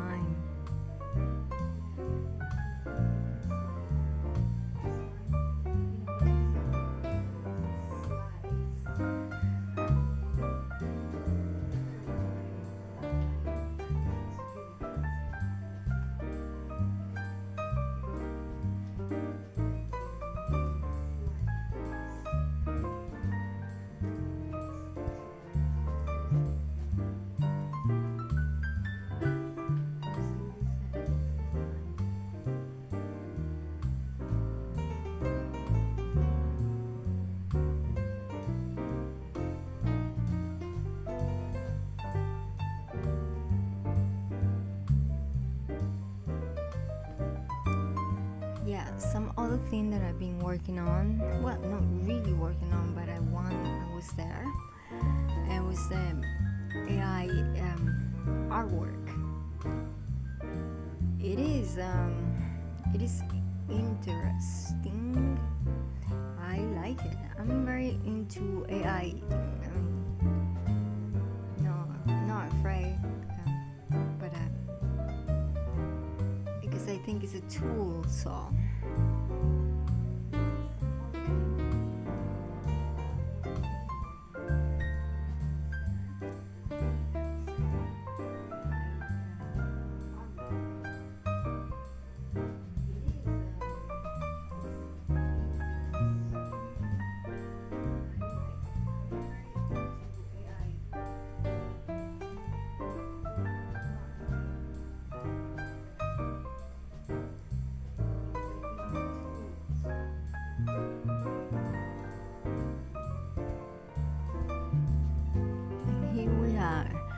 My first image, I told the machine to make a monster banana eating a human eating banana, and this is what it came out with, and I thought it was genius. It was perfect, you know, for a machine. Look at the strokes. It look like it's a painting, but it's very comical.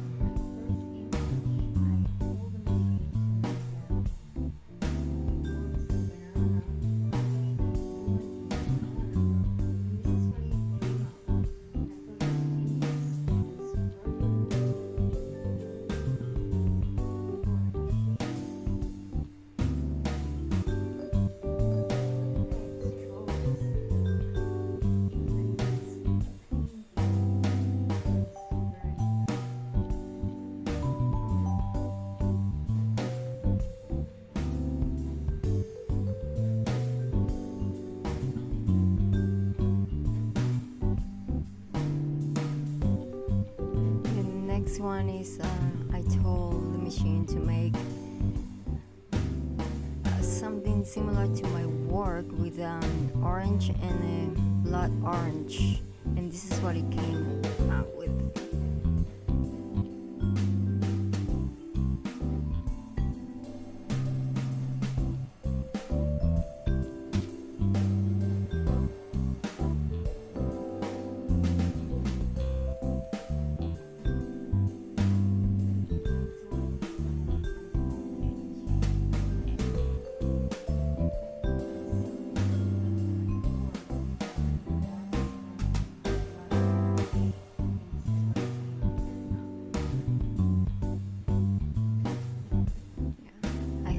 I have the rights of these works because I made them. You know, it's my prompt. So that's the thing with this AI art, I guess. Is it really yours?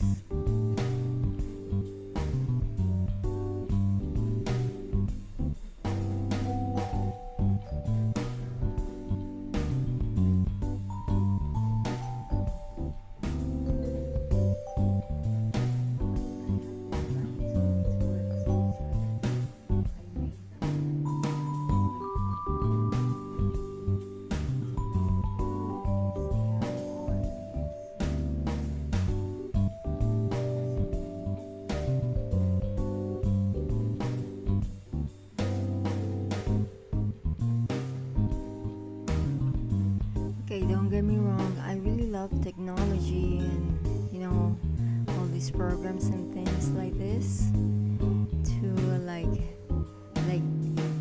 help with my work.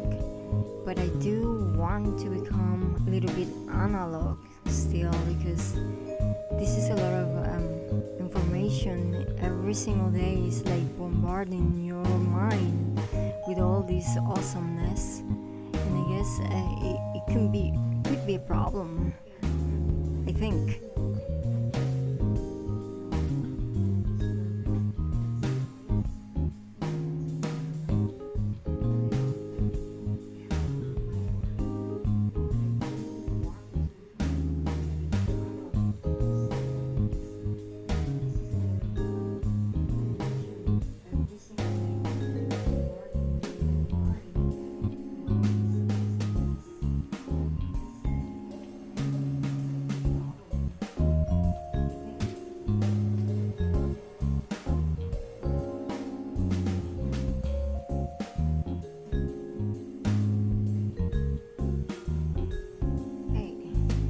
This is Stella Lillig and this is my open studio. I am working today with the HIGHLINE Open Studios in Chelsea. And it's 6 hours of awesomeness. I gotta give myself some breaks because it's a lot of talk for 6 hours, my friends.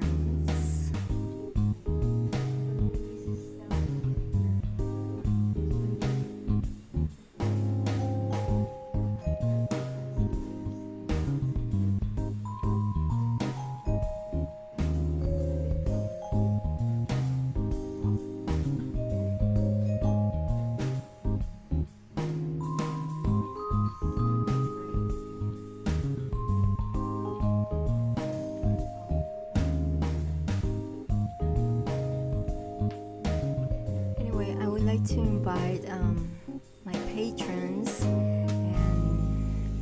and art lovers to come and visit my studio.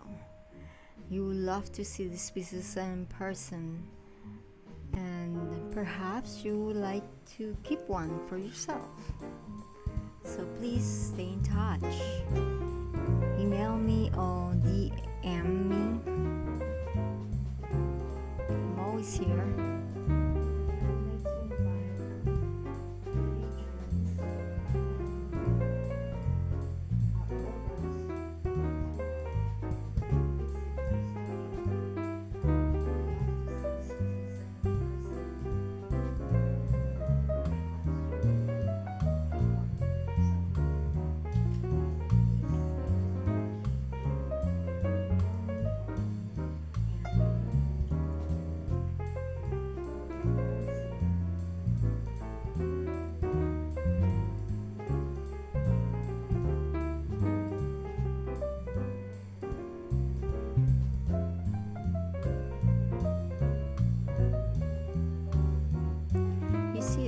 My solitude, so that's why probably I enjoy the Brooklyn studio, because it's quiet.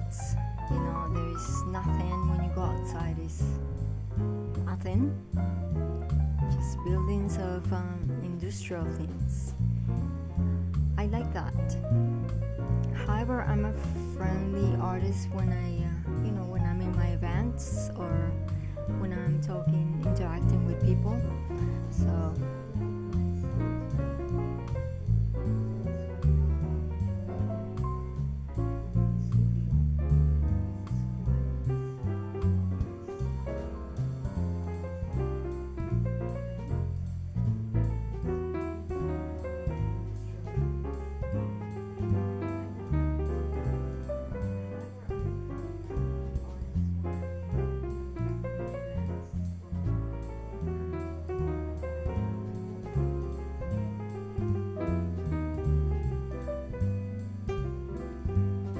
yes, I'm a friendly artist. I like to talk to people when I'm in my events. So I haven't had an person-to-person event, but it's really enjoyable.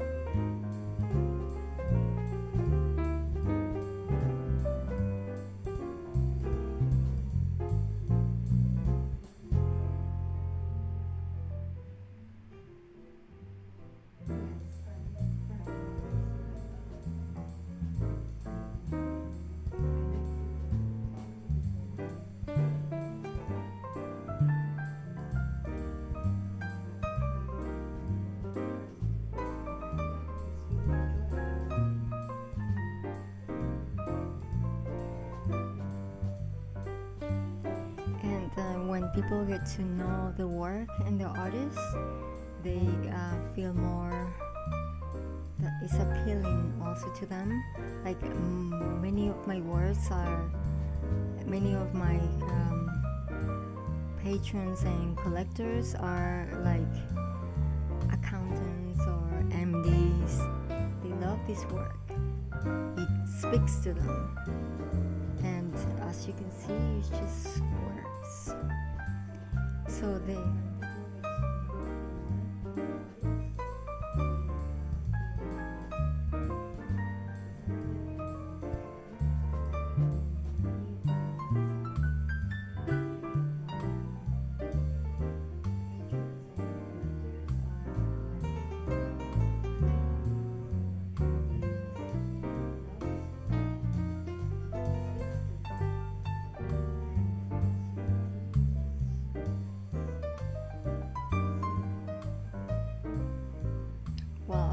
I remember one person saying, or not one person, there's several persons told me that my work looks elegant. But to me, I don't make it to be elegant, but some people think it is, and I appreciate all the comments.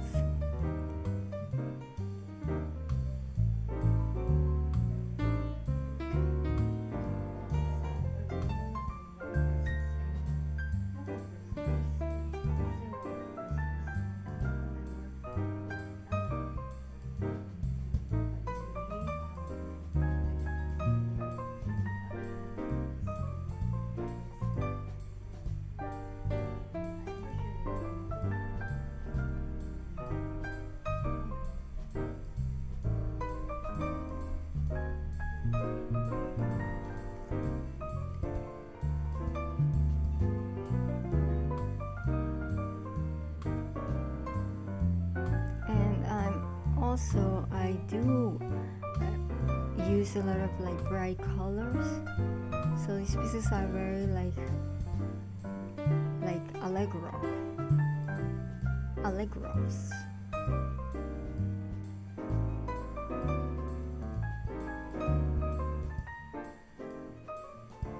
Make people feel like happy, energetic.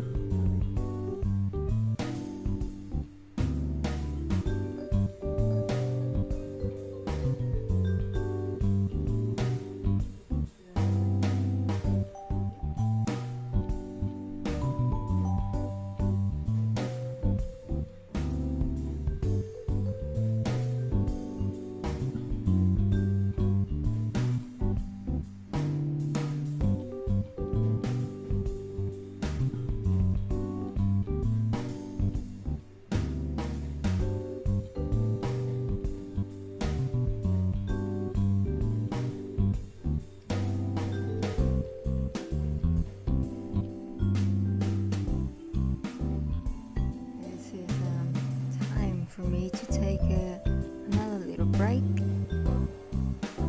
then I'll come back to the last slide, and maybe I can show you how to navigate my website.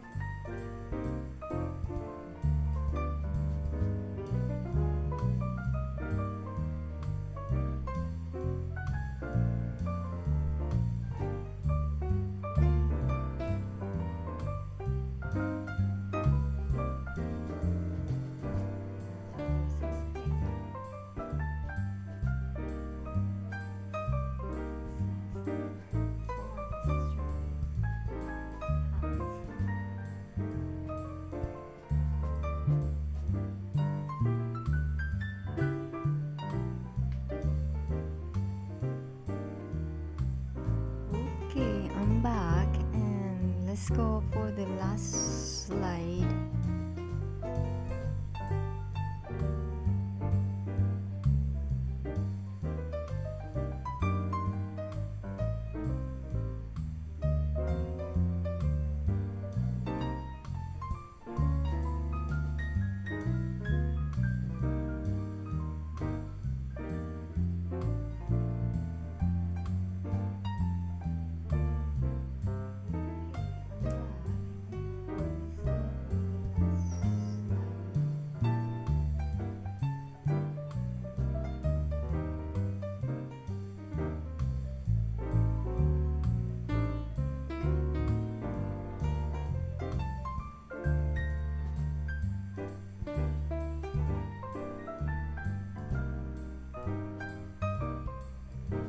Yes, these are my portrait paintings.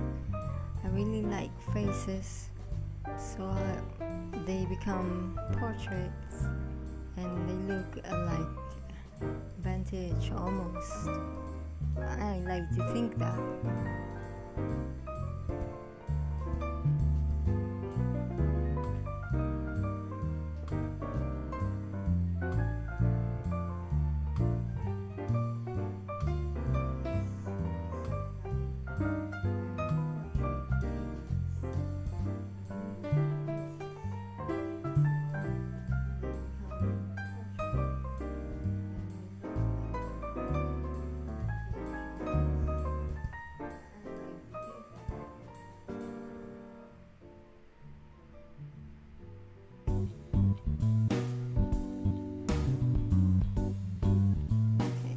Show them this video again. I really like it.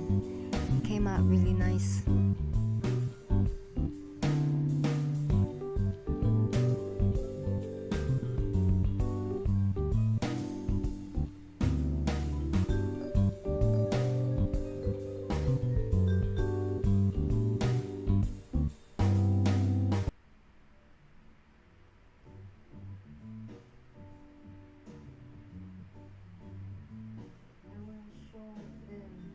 This video again. I really like it. It came out really nice.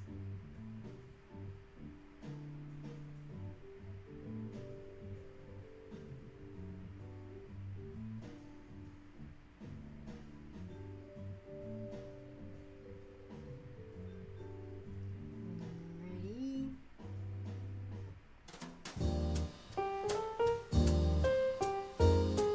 Why do you think artists want to show their work?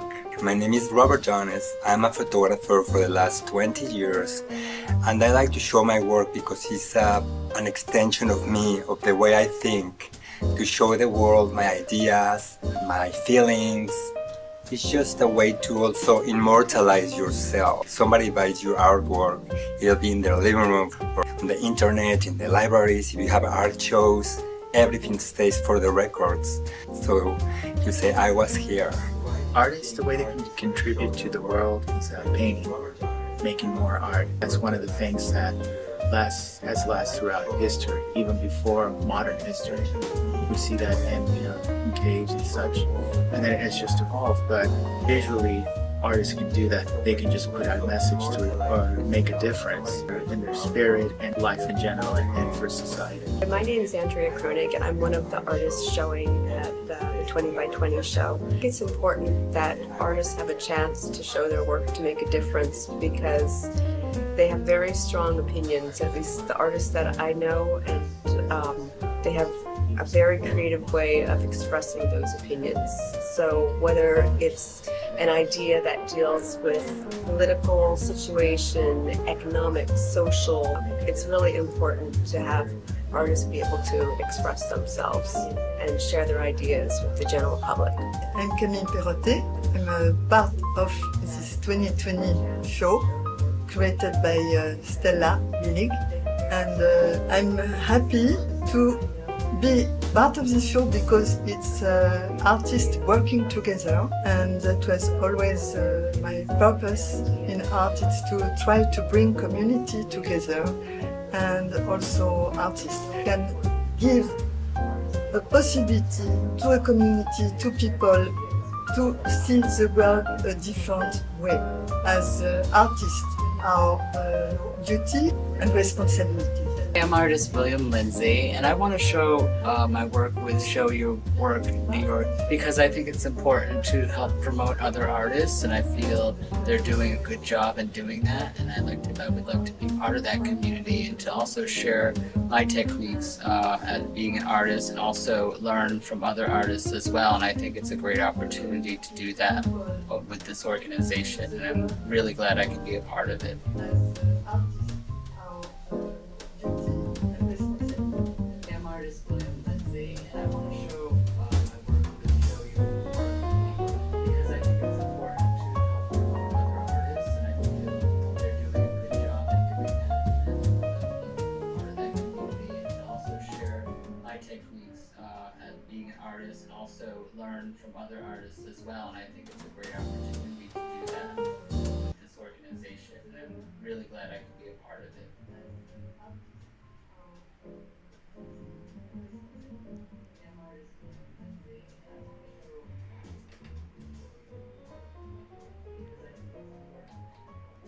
I want to show you a little bit of a video that I'm still editing.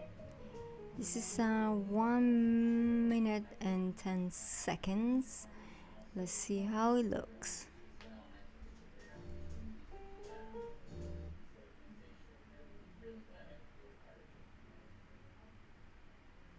Some cloth and some coffee, and I constructed a wood print about 4 times larger than any other one, and I made a print of it, of a landscape, mountains with oceans and some birds and a little sun, you know, a classical landscape. And the professor came up to me and he just said, "You just do what you want." And from that point on, I mean, it was like, I kind of like broke, you know, I didn't follow the rules, number one. I did something totally different, number two. And it, compared to everybody else, it was like, there was such a difference in composition. I was way ahead of them. So I was like, wow. And that kind of put me on the track. And ever since that, you know, eventually I got a key to the studio. I could come and go to do what I want. And, you know, it was just freedom from that point on. And, you know, and I just, you know, so my life as an artist is, I've been individually just do what I want. And, you know, pay attention to what's going on in the rules, but that's kind of what my work is, and that's how I started out. All right, thank you. That's This is one. it's a quirky story, but It's true, right? yeah. And some cloth and some coffee, and I constructed a wood print.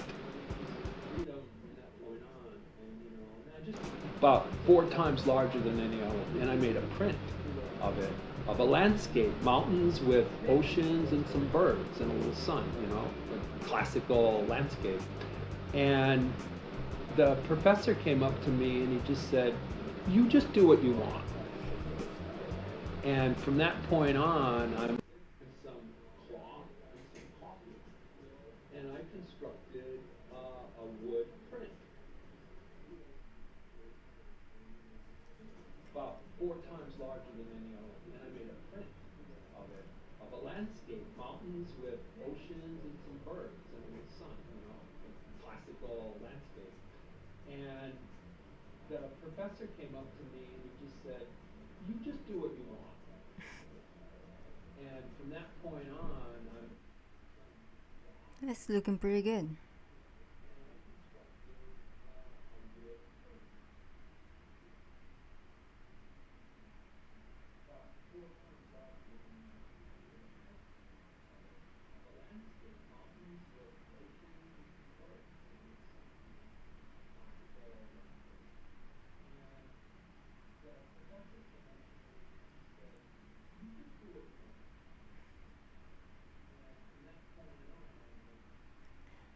This is the one that I made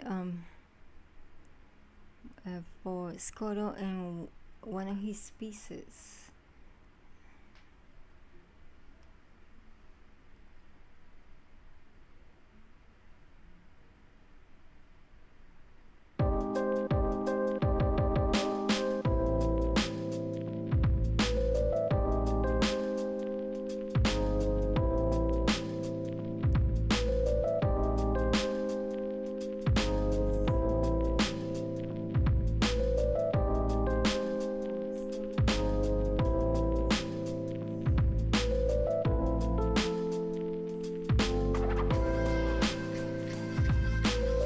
New York artist Scotto Michelbust has long been a versatile and pioneering force in multimedia art. His practice encompasses painting, drawing, sculpture, sound, video, and performance. Michelbust lives and works in New York City.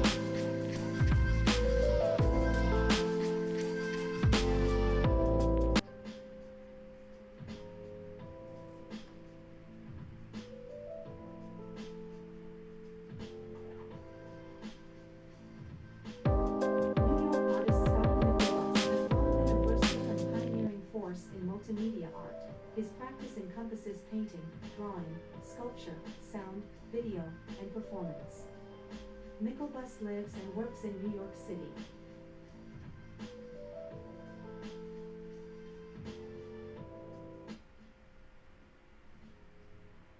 I really like that one as well. So those are the videos that I'm making now.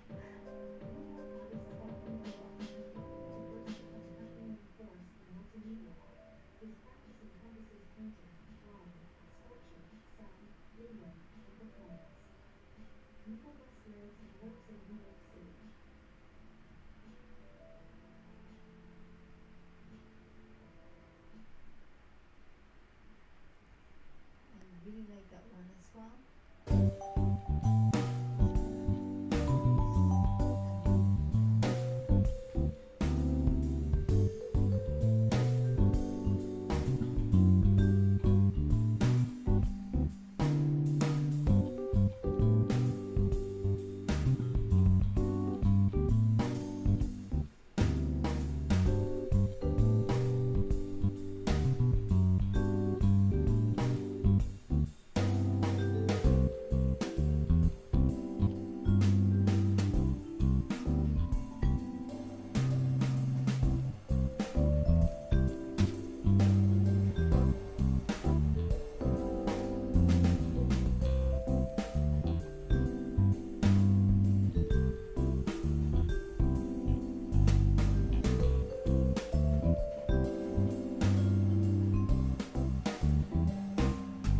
Here's my website. I'm using Brave, the browser. So they're very touchy about YouTube for obvious reasons. So my videos, if you go to this browser, you won't be able to see one video that is the intro to the website, but that's fine. So this is the land page.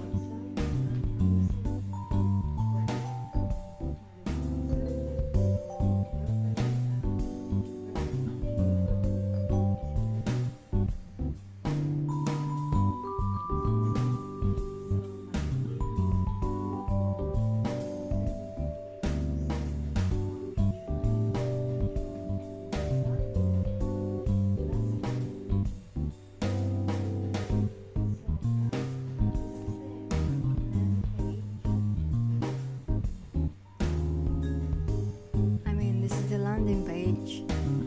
When you go to stellalilligart.gmail.com, then this is what you will see.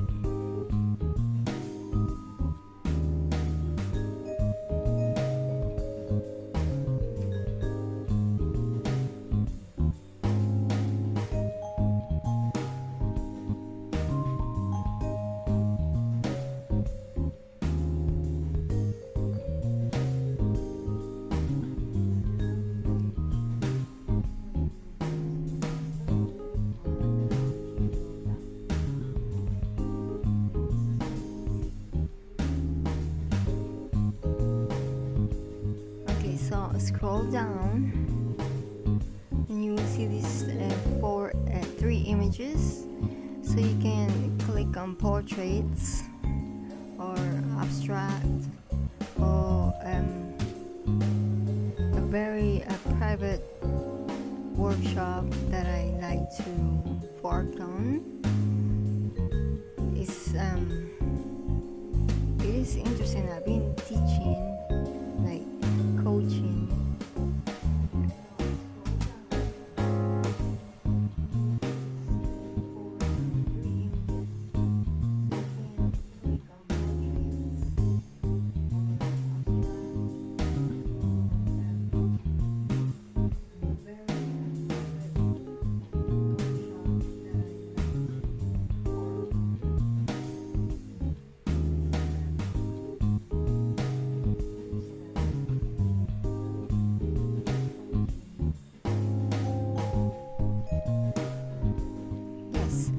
So you can go and actually, if you like to have a private coaching online with me, you can like just go there, click in there, and just make your appointment, and we start from there. Painting, sketching.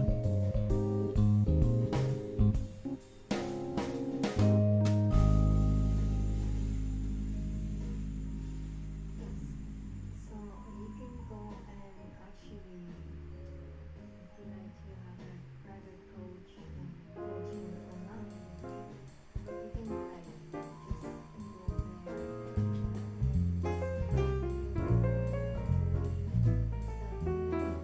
just go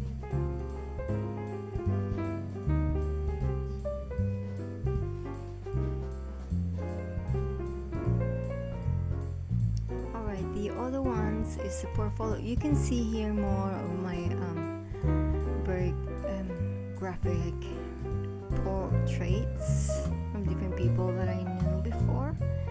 And if you go to the abstract work, well, you will find some abstract from me. Let's click one. Yes.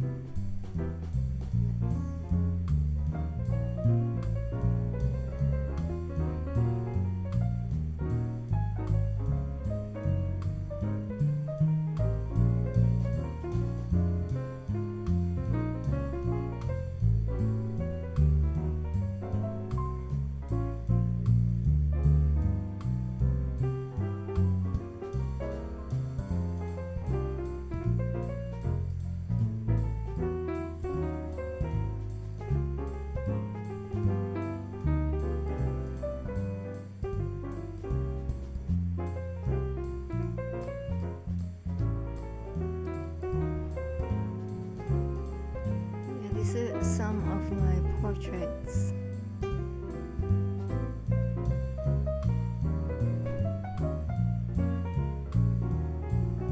You can click back on the back arrow, and then you click the abstract work. Let's see what we get. Wow, it's amazing.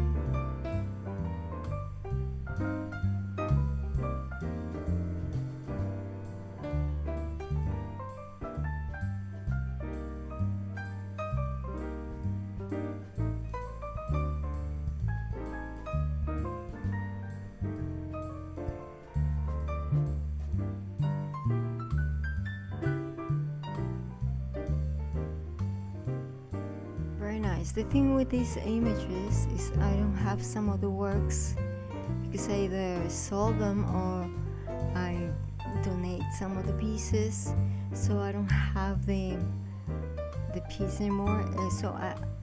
The look of some of them are not the best, but that will give you an idea.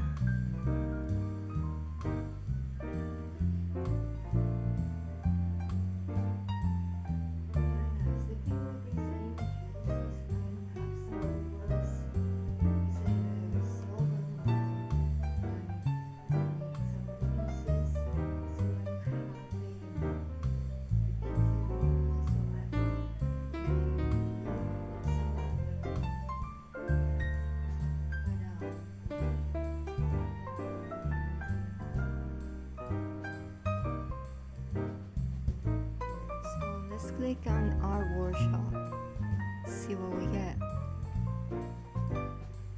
Oh, okay, those are every Friday at 8 p.m., which is the same with YouTube.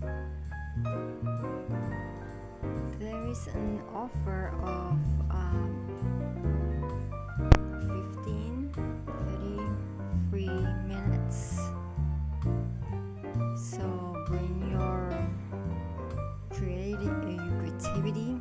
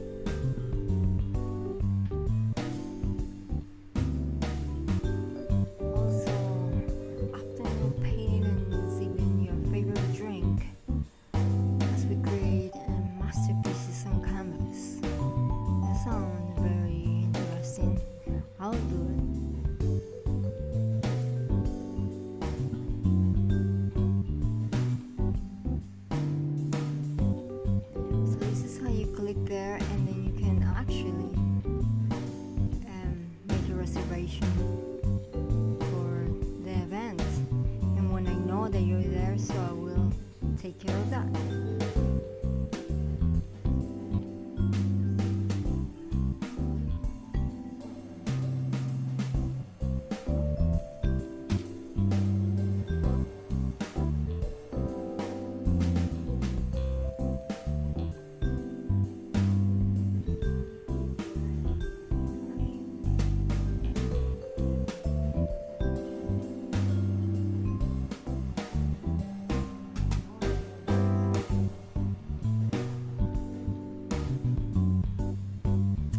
Actually, I just noticed that I have to update that site there, but not a biggie.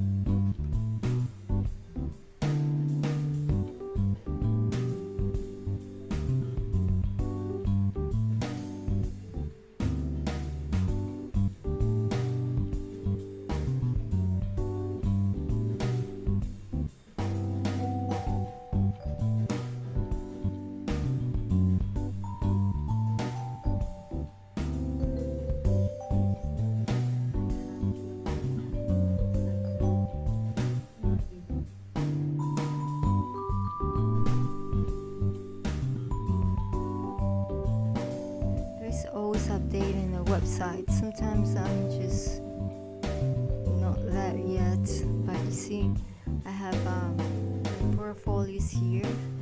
There's actually different ways to get there.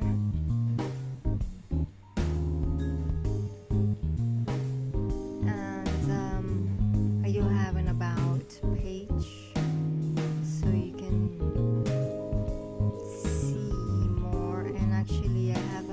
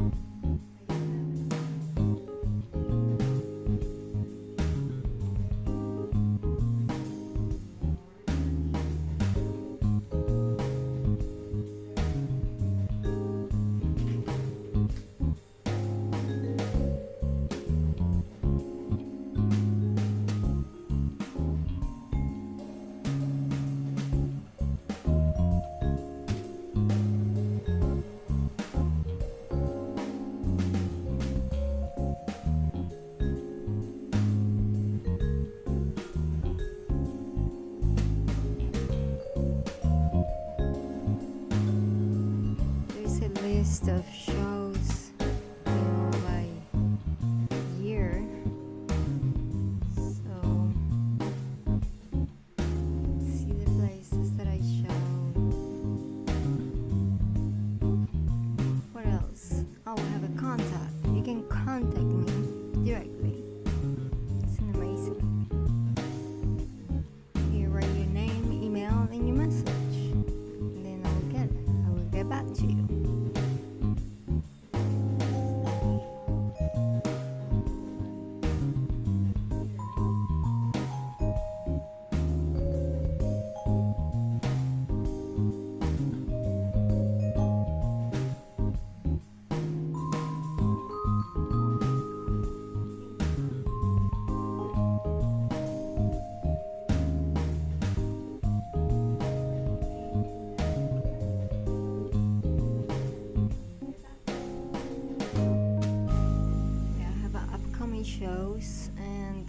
also short videos.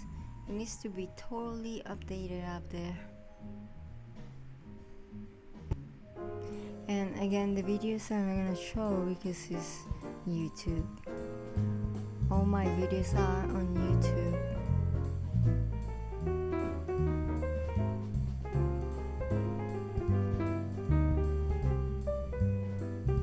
It's just because I am on Brave.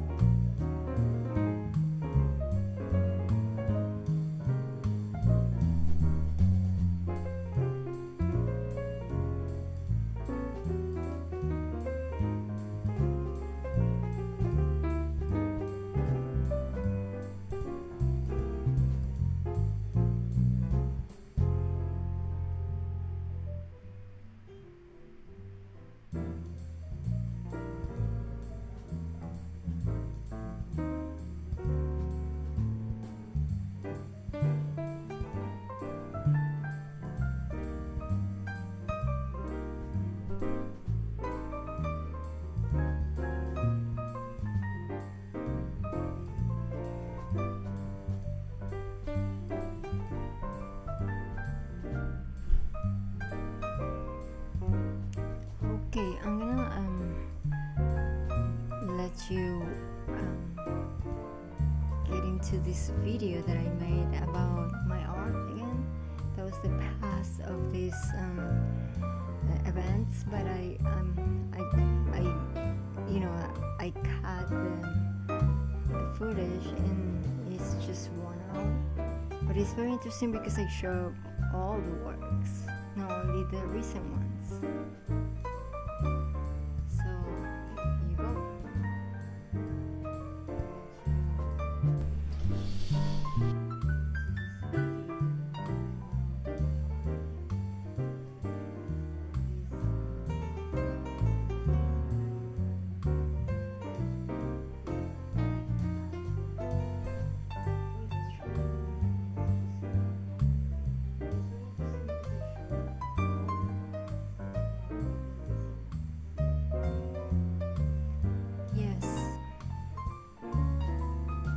Okay, this video is edited with Blender, so if the sound is not perfect, I apologize, but it's a good video though.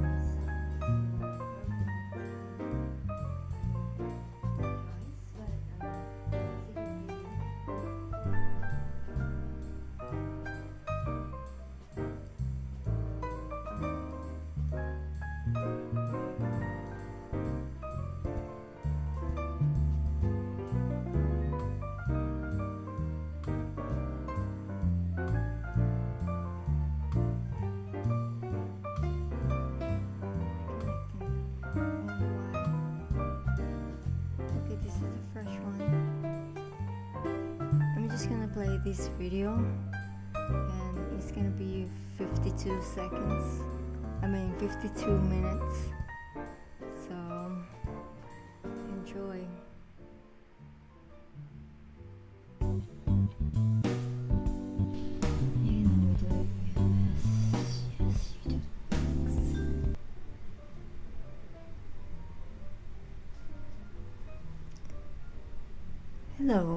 Hello there. This is Stella Lillig Open Studio. Today or tonight, I'm gonna be talking about my artwork. So this first part of the video is gonna be with no voice, but I'm gonna be talking about different pieces from different years, different times of my work, and I hope you like. This is gonna be a long video without music in the background, but I hope you enjoy it. And if you feel inspired, and if you think these videos are really making you feel optimistic or happier, please send me thumbs up. That would be super nice, and also subscribe. That would be helping my channel. Okay, with that said, now I'm gonna just let the video run and enjoy.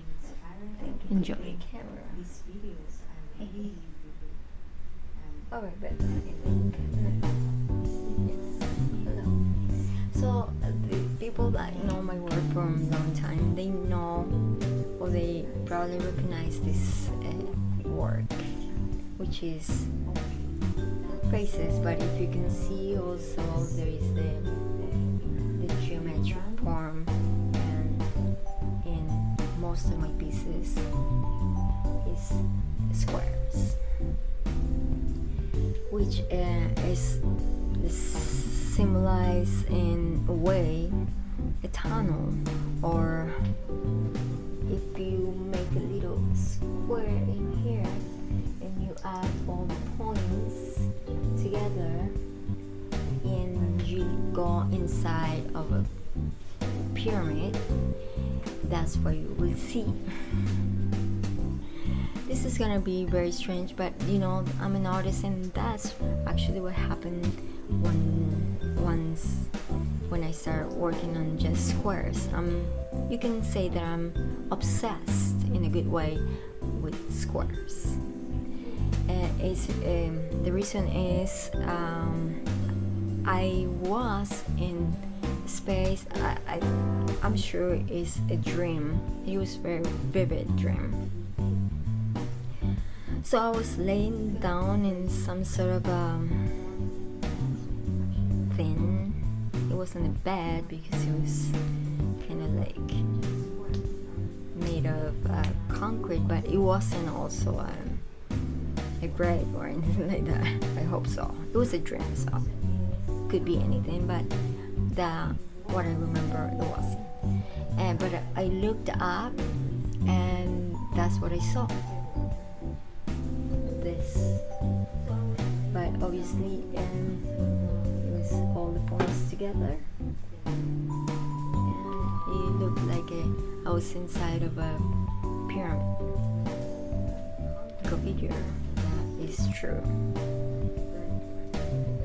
And since then I am obsessed with this shape, and you will see it in mostly of my entire collection of works. And faces. It's because I love human face. It could be any face. It doesn't mean that I am having any connection with the person. Sometimes I don't know the person. I just want to work on the face on some of my pieces, and this one is always the last layer. Sometimes when I have this space and the ventilation, I use oil, the last piece, and the last layer is oil. have the space and the ventilation. I don't want to become like some artists that you can get in some situations when you breathe the fumes, the fumes. Anyway, I just wanted to show you this. I have another one, which is I can just switch this piece pretty easy, and that one is not frame. This one has frame, and by the way, the frame, it is concrete, but it's not like concrete only. It's just I use concrete to cover the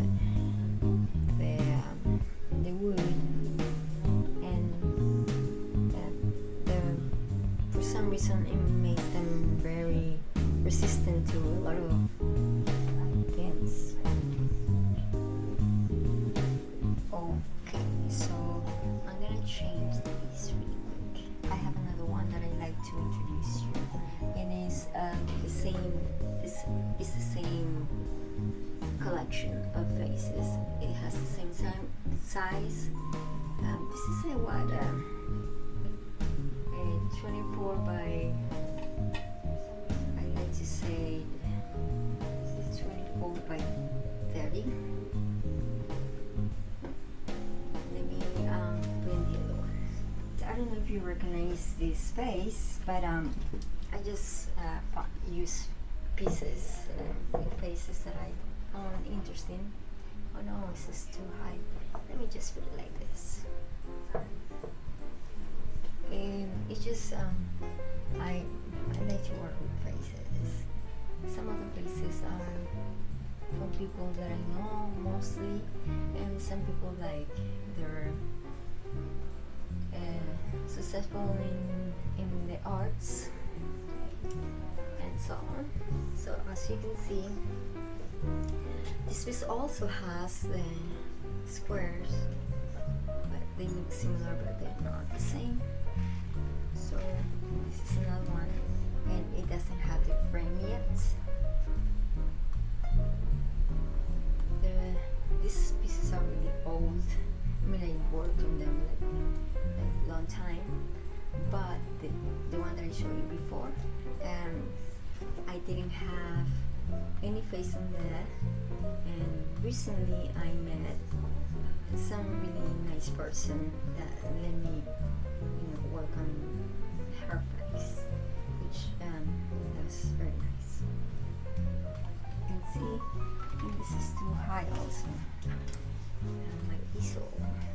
See, this is a long, very unusual for me to work on long pieces like this.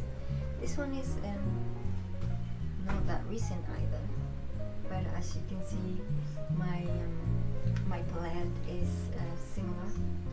I like medium orange, and I use a lot of Mart's black, and also all the purple colors with white lines, and you can say that is my signature. This is a really amazing pieces. This one here has concrete. I use concrete sometimes in pieces. This is pretty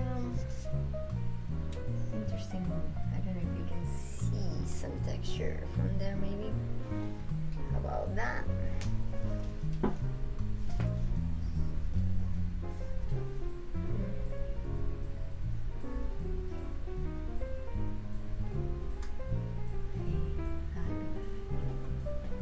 Now I'm gonna tell you what I do in my open studios on Friday. What I do many times is I show how to stretch the canvas, how to gesso it, and how to make pieces. This is just my work, but it's free to the people that want to be in the video, or they just watch to use their own technique, or I just want to be some sort of inspiration if I'm a I say that. So this piece is recent, and I was working in other piece and I cut it. It's just a little accident. So I use this canvas because I like to be sustainable. So I reuse a lot of my materials, and sometimes it's I gotta be honest with you, I don't have a lot of resources, so I reuse it again.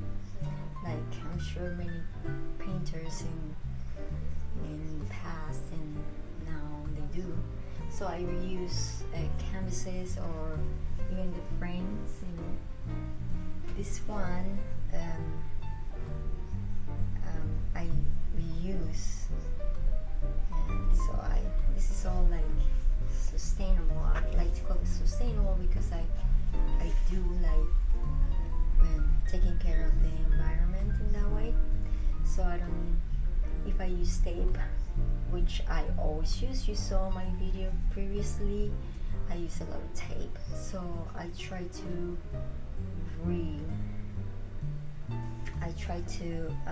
reuse the tape until it doesn't have any glue, I guess. And it works just to my supplies last longer, which is great, and I do feel like I contribute to the environment, which makes me feel extremely happy. And this piece is also recent, and I don't know if you can see here, I like to experiment with different material. This is charcoal.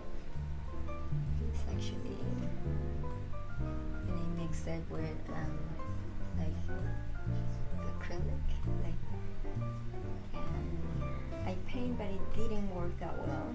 It didn't stick well, so that's why I decided to just work on this specific little canvas. And that's that for this piece. Really think it's beautiful. You can see the rays. I hope you can guys see. Maybe not that perfect. I can see me in another video right there, so I can see that the resolution is not the best, but you can see. You can see pretty good amount of detail, not everything. So these pieces are very better in person, so if you would like to come to my studio, feel free. And I just have to take one person or two persons at a time, not many people. The place is not large. Still have this piece, and I think it's gorgeous. Even though you probably know what I do now, but I just wanted to show you. This piece I made, and well, I made in different years, but it was done on New York City in 2004. And this one, I'm sure I started it was like 2000.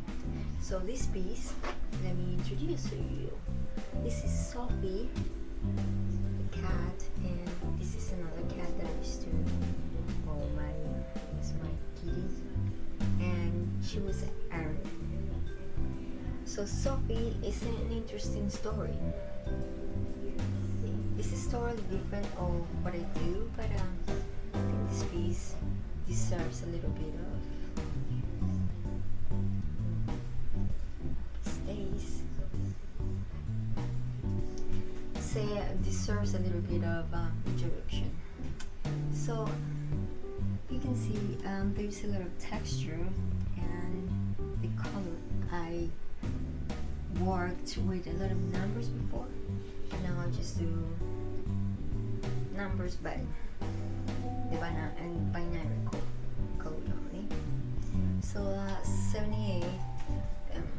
I don't know why I have some pieces with the number 78. I think it's because 78 was a year that I was born in 68. Know that you would like to know that. was 10. So I guess I had a really happy infance, childhood. I had a really happy, so I remember my uncles and all the family.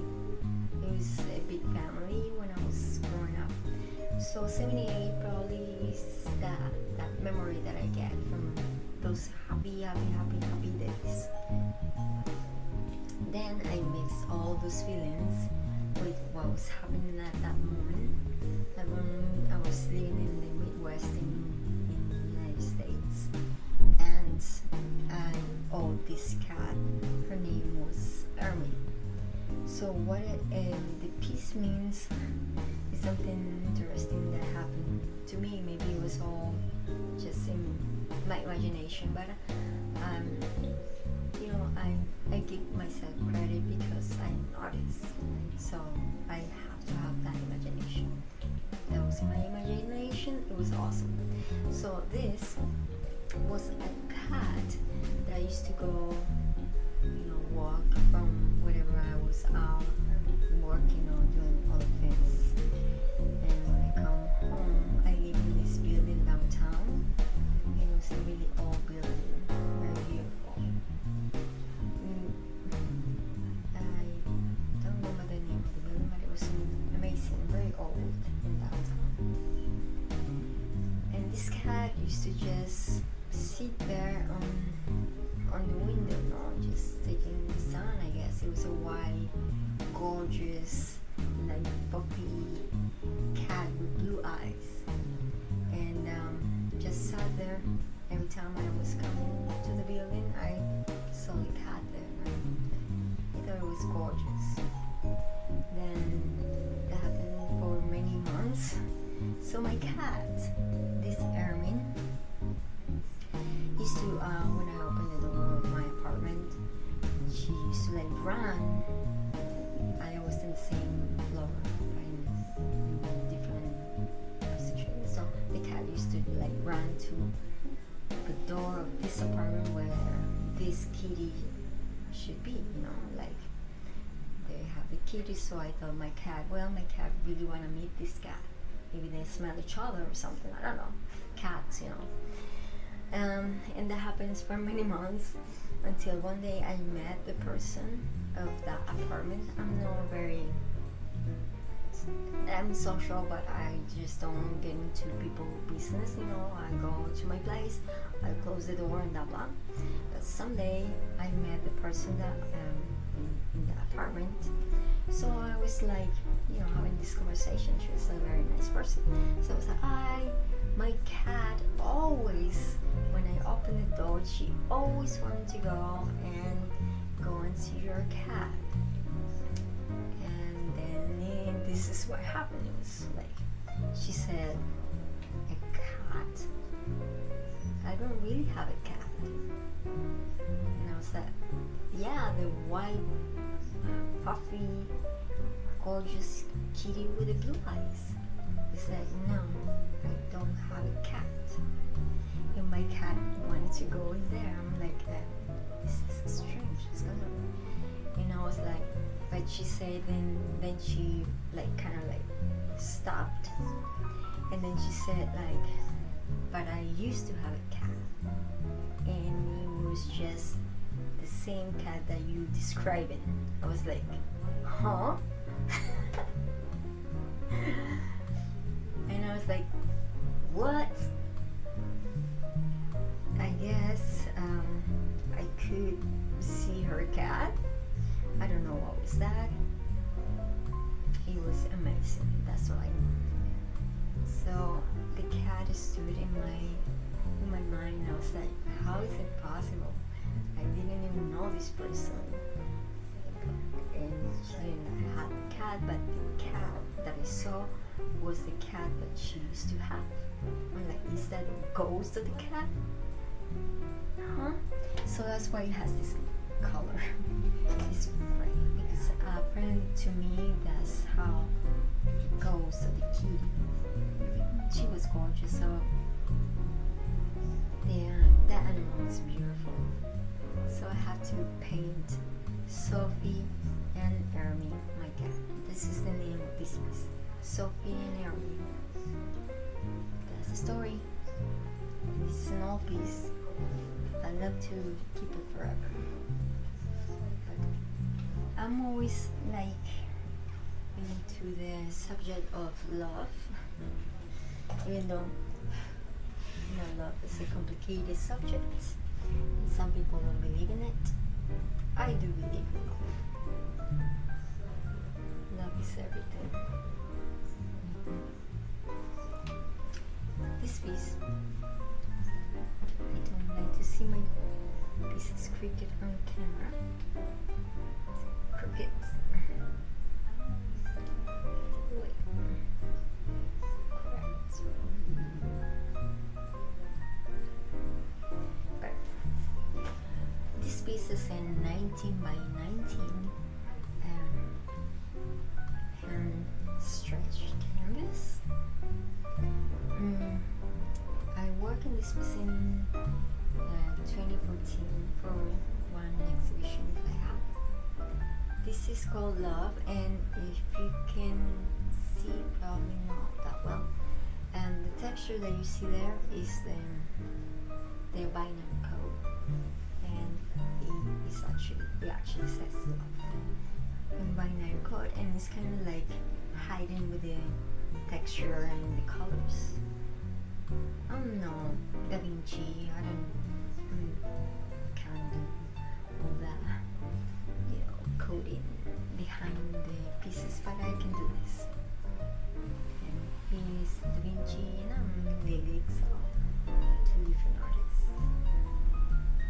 Of course, I'm not pretending to be the same, but we have the same creative mind. That's where I put it. What about these pieces? The only thing I can say about these pieces are they're about love, and there's 3 different pieces. And the way I like to set the installation is like one with the red. I have 2 red and black, and the other one is blue. Totally and absolutely different. So it really like comes. When you see the size is not that large. It's that 19 by 19. But when you see the 3 of them in one installation, you always happen to bring your eyes to the mirror, and then you obviously go to the other pieces because they're beautiful to see. Let me bring the other 2 pieces. And notice the location of this square right here. And if you notice as well, it's only one little square. But it's different, but it's similar to all the works. And let me bring the other 2. So you're gonna notice the difference. See, notice the square in there. And then it's gonna look similar.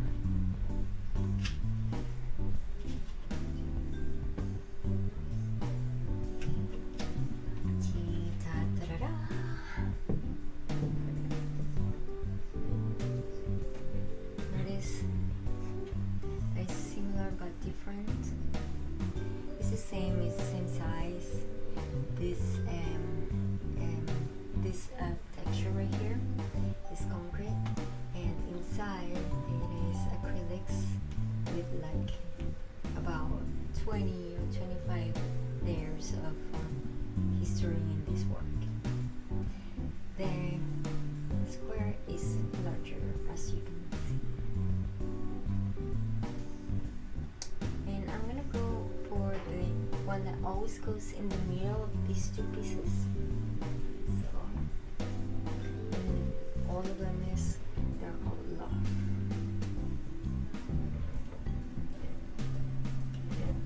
I think this piece is in my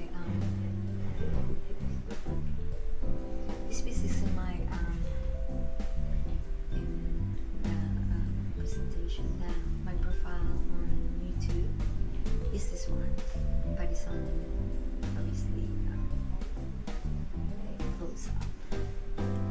this is the one that always goes in the center, and the two other ones go on the side. So people always go straight to look at this one piece. It is. I just like to see also the people expressions when they look at the work. I think my work inspired a lot of like optimism, which is great because it's very hard to keep yourself optimistic 100% and 24/7. So I think my work brings that to many of the viewers. So you know. I wish I had my conversation with somebody that asked me questions, so I can tell you more, but then I will have to go to the typer part, and I'm just not the greatest typer. I'm good with the mouse. I can do websites and work with graphics and use Adobe because I love Adobe. Now I'm using different programs for graphic design and manipulate images. I really enjoy that work as well. That's the second thing juicy for me to do. And everything that you see, all the websites, probably not perfect ones because as you can tell, my language is not my first, English is not my first language. So I speak Spanish primarily, but I like to make everything in English. That's how I keep myself learning.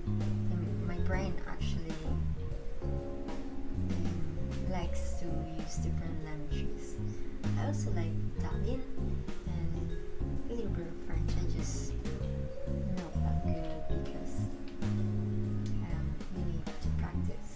But I understand Italian and I understand a lot of French people when they speak. Only when they go too fast and then always they get lost. Mostly when they see some words I go like, oh, see, anyway. So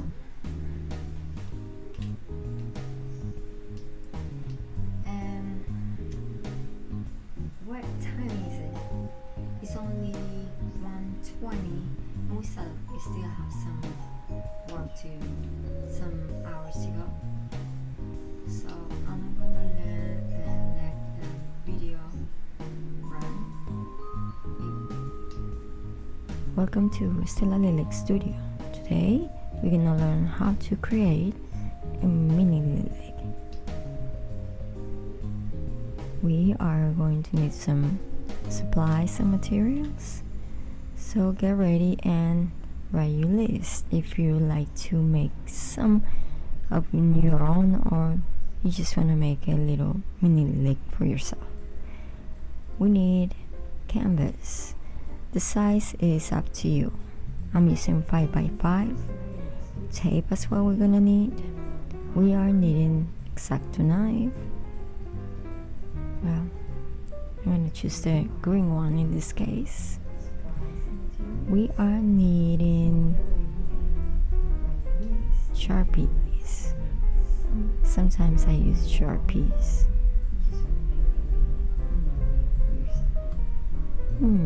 Oh, also we need oil pencils and obviously brushes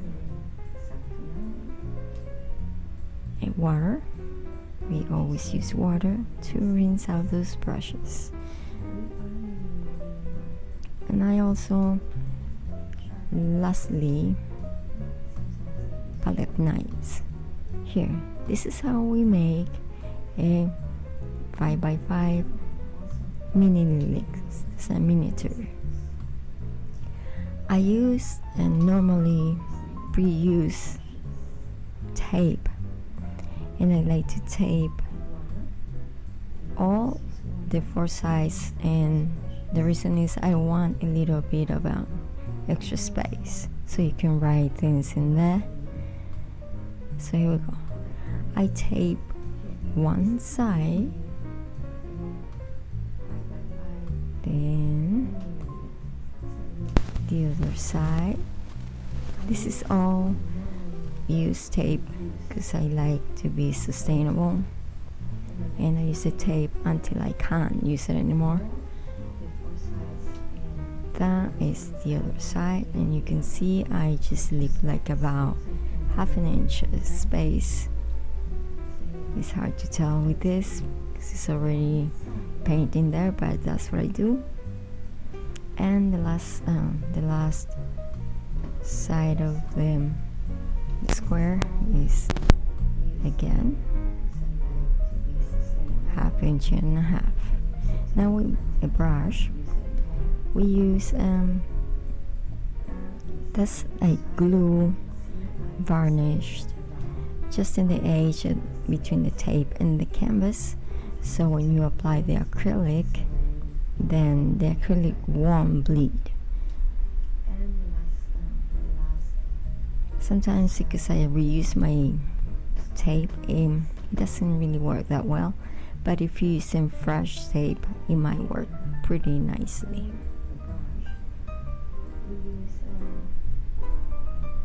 There you go. Then we wait for this little varnish to dry, and then we will be ready to apply acrylic here. This is where I say go and check more Stella Lillig at Stella Lillig. For this painting I used green aquamarine, then a very light blue, which that's the one that I'm using now. Then I will go for darker blue, and as you can see is black at the end. So it's 4 different colors in this little piece. And then last but not least is gonna be the layers with the white. You'll see we gotta wait for this guy to dry a little bit so we can apply that. While we wait, I would like to introduce you the mini lilies. These are a series, but this is a new collection, the mini lilies, and these are inspired by the most unstoppable and mysterious force called love.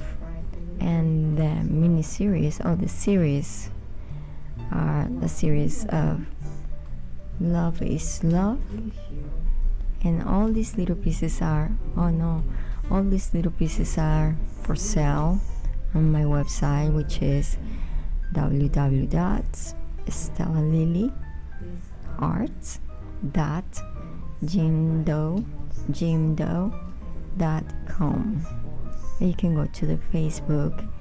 My name is Stella Lillig, aka Stella Studio, open Stella Studio,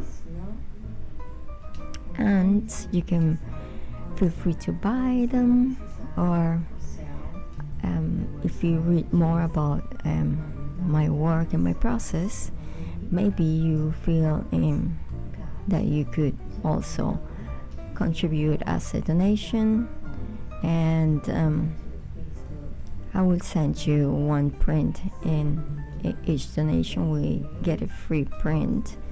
But these guys, the mini lilies, are originals. If you want to buy them, they're original, and it's just one of the kind, only one. So there you are. I have the green Love is Love mini lily, and then the one with the extra texture, which that one I was just doing a different texture, and I used the concrete with acrylics, and it's green with a lot of these pieces have a lot of layers, like the oversized ones. They are beautiful. But remember, it's all because love is love. So that's the inspiration of these little pieces. So if you want to purchase them, they're ready to purchase on the website, and my social media on Facebook. Here, if you want to see more, please go to @Stella Lillig, and you will see different things, not only the mini lilies. There is the oversized pieces and the portrait pieces, which is the next subject here. While we wait for the little piece to dry, this is another project that I've been working on for many years, and it's the faces. They look very 70s. I like to give them that, finished. So this face is a really recent face, a very nice lady that I met, and I felt inspired, took the pictures, because I feel more inspired when I take pictures and I can capture the person. So this is one another project, and you can see more in my website if you go back there. There, it dried, so now I'm applying the layer with the tape, yeah? And it goes in all the four sides. So we start with one. And by the way, if you have any questions, please leave the comments below. Any questions? Here is the piece already done, and there is again the mini lilies, but these are just the pieces that I have in the photos that I have in the website. Yes, it's all about love, and love is love. So that inspires me always. Again, if you like what I'm doing here, please subscribe and give us a thumbs up. We will be appreciating that. And this is almost the end of the video, so thank you so much. Please see more at Stella Lillig, and if you want to watch more videos in my YouTube, there's that, and I will see you in my next video. We're gonna try to do more videos with Premiere Rush. Thank you, and have a good day. Goodbye. When I frame, this is 209. Interesting. When I frame them, I just, make them look all the same. And that's the name and the specific dimensions and the signatures on the back. Okay, let me move this out of the way. Yeah, this is interesting. I have more walls and I have all the pieces on the other side. But I thought just for these 2 days as well, I would like just to be here and just tell you piece by piece. The pieces that I chose are like the most strong ones. I go quotation marks because there are so many that are very strong ones from different years. Let's go for this one. I'm gonna tell you what I did with this.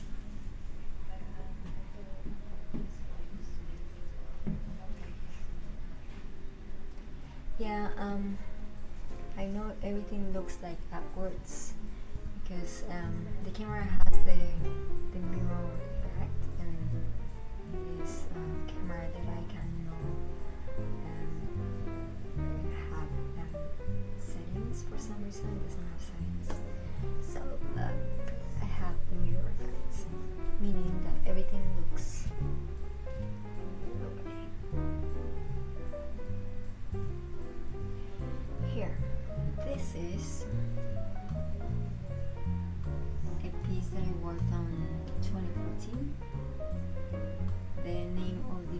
This is, as you can see in there, it says I want candy.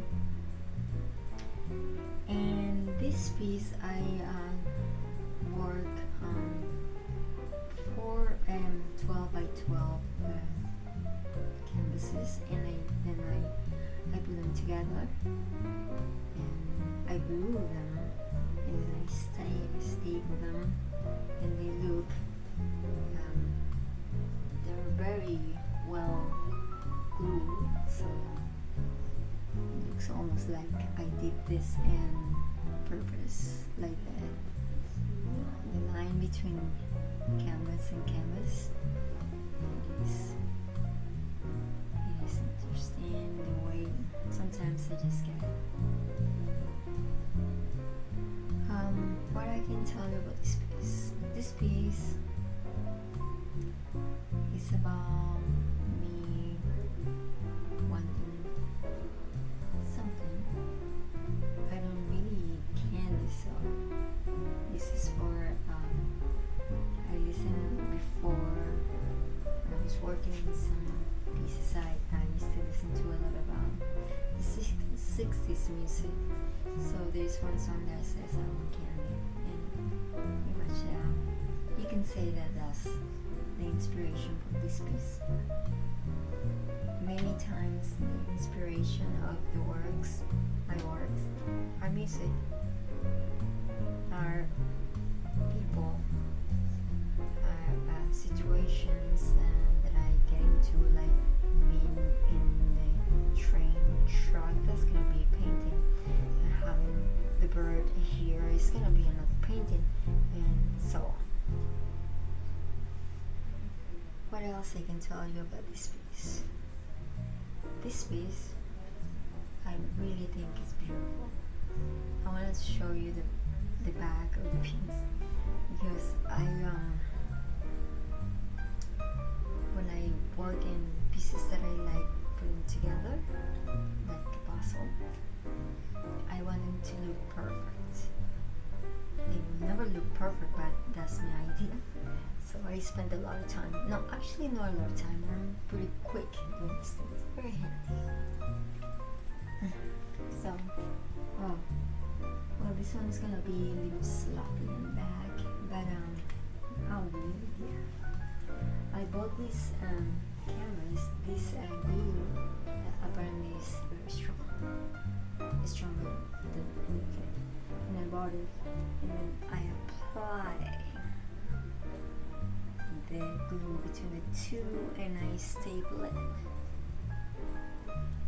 This is Jewish. My family has some Jewish background, and I used to carry this with me. I'm not religious, but my parents are, so my mother said that this is a good thing to have, so I just keep it there. Anyway, this one is called I Want Candy, and I went through all the trouble to get 4 canvases and make it this way. It looks pretty close. I think I put like those clumps in here, and I press it really hard so it look almost like it's one piece. I can say that I'm a little obsessed. Yeah.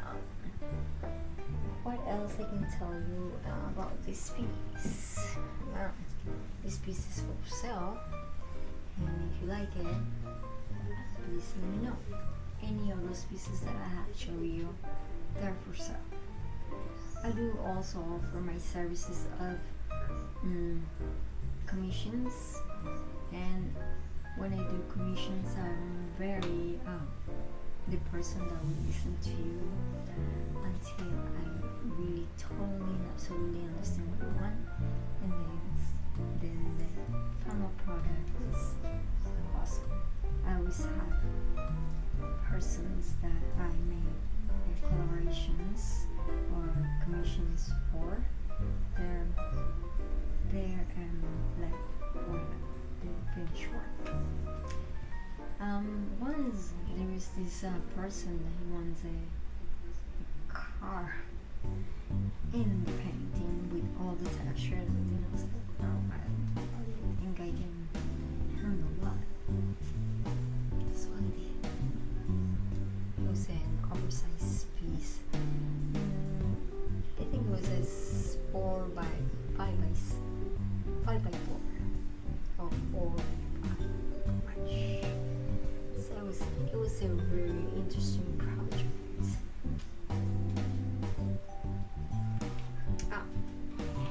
Assume that I like using, this is pretty like just in my works. You will see sometimes, not always.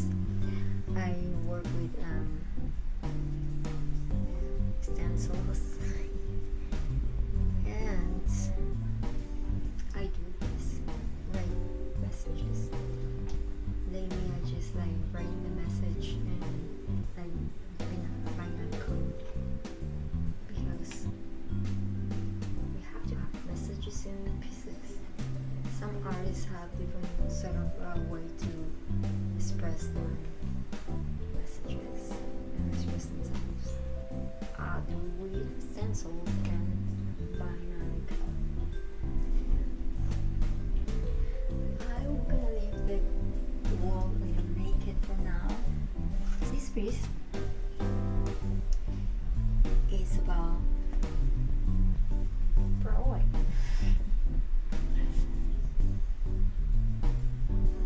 The year is 2010.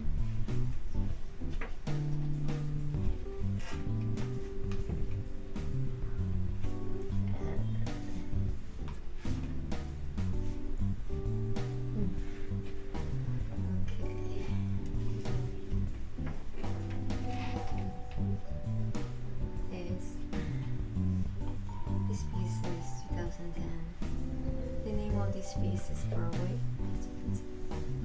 and I remember once I was in a train station and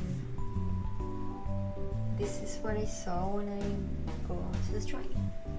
You know, these are like the train tracks and that's the tunnel that you go. So that's how I got the inspiration for this piece very much. It's red, it has yellow ochre and a lot of blue. It was I started this piece and there is this person that she was my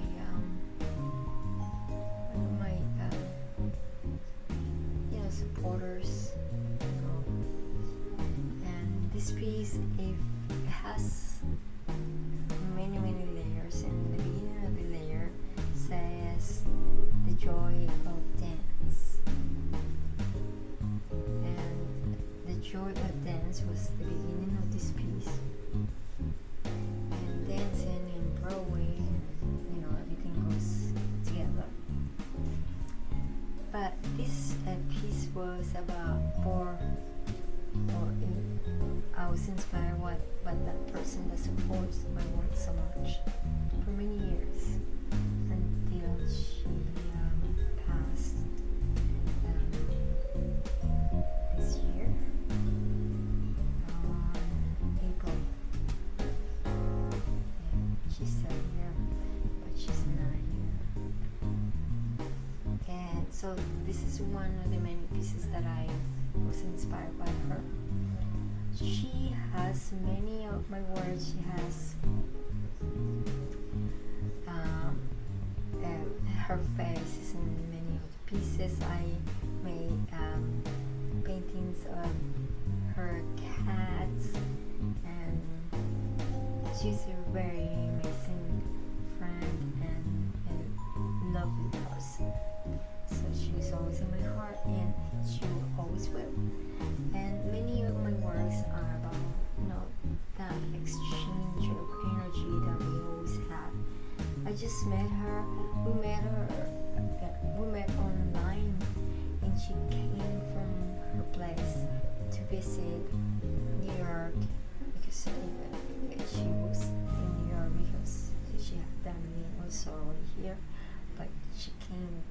see me, and we met in person, and we exchanged a really nice friendship with, you know, the husband, also a very amazing person.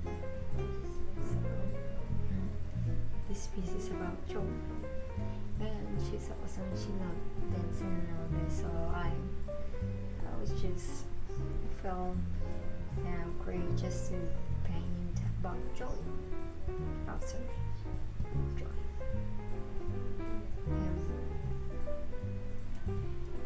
So I paint over joy, but if you get closer to the work, then you might see that it says joy of dance in the background. That one is in white, so you can still see, but there is so many all over that you probably have to have like x-rays around them to see all the pieces, all the layers. And I haven't seen this piece in so long. It is impressive.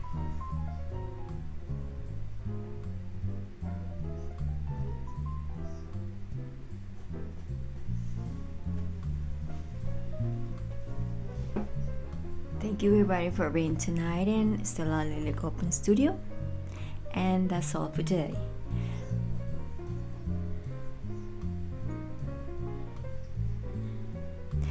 And remember, please, tomorrow I'm gonna have 6 hours open studio.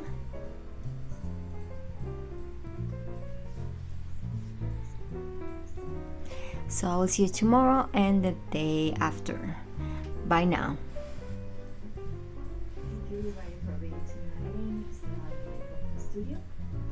And that's all for today.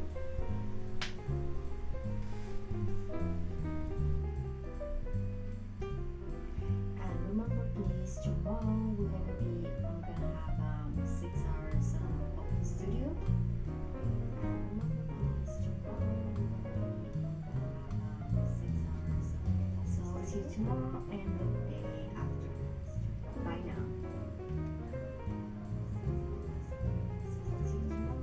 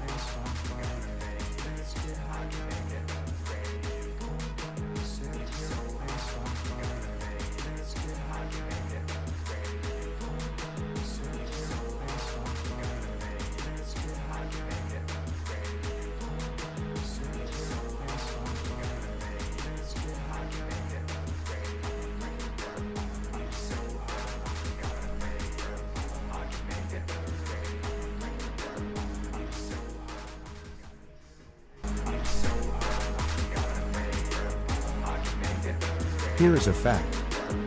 Stella Lillig is an early bird. Artist Stella Lillig in New York City.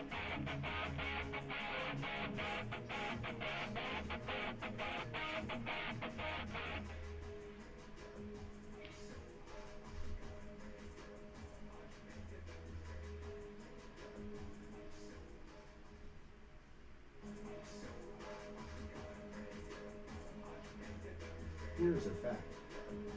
Stella Lillig is an early bird. Artist Stella Lillig in New York City.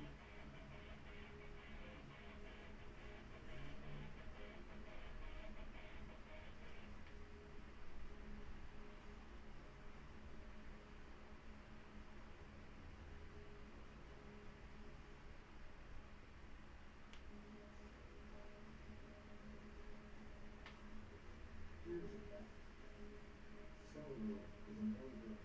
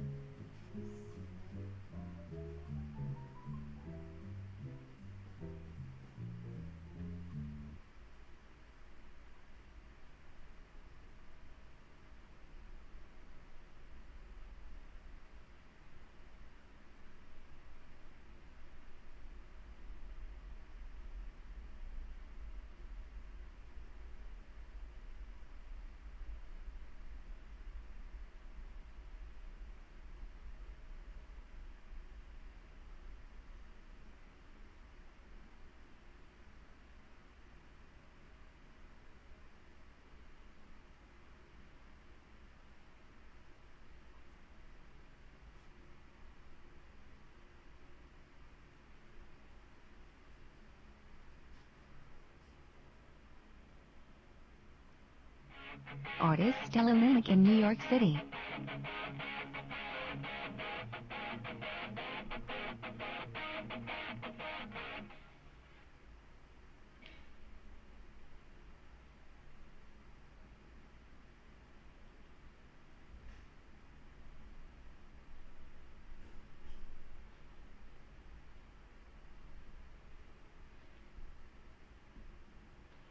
Artist Stella Lillig in New York City.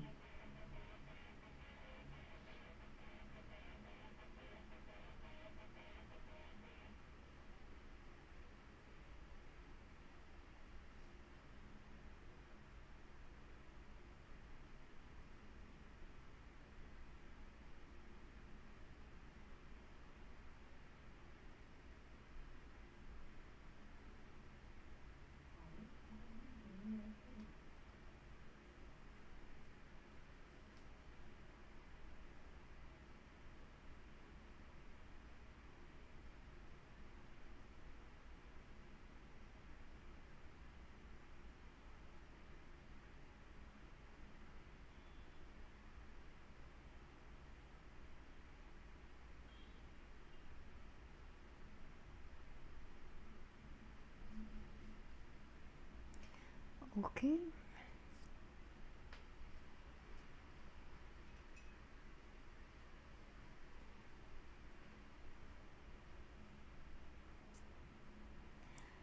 Okay, that's all for tonight. Thank you very much, Highline Open Studios, and thank you everybody who stay here for a while. And I will see you sometime again on Friday.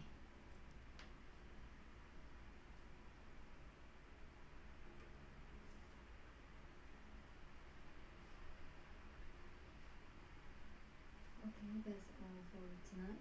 Thank you very much, Highline Open Studios. Thank you everybody who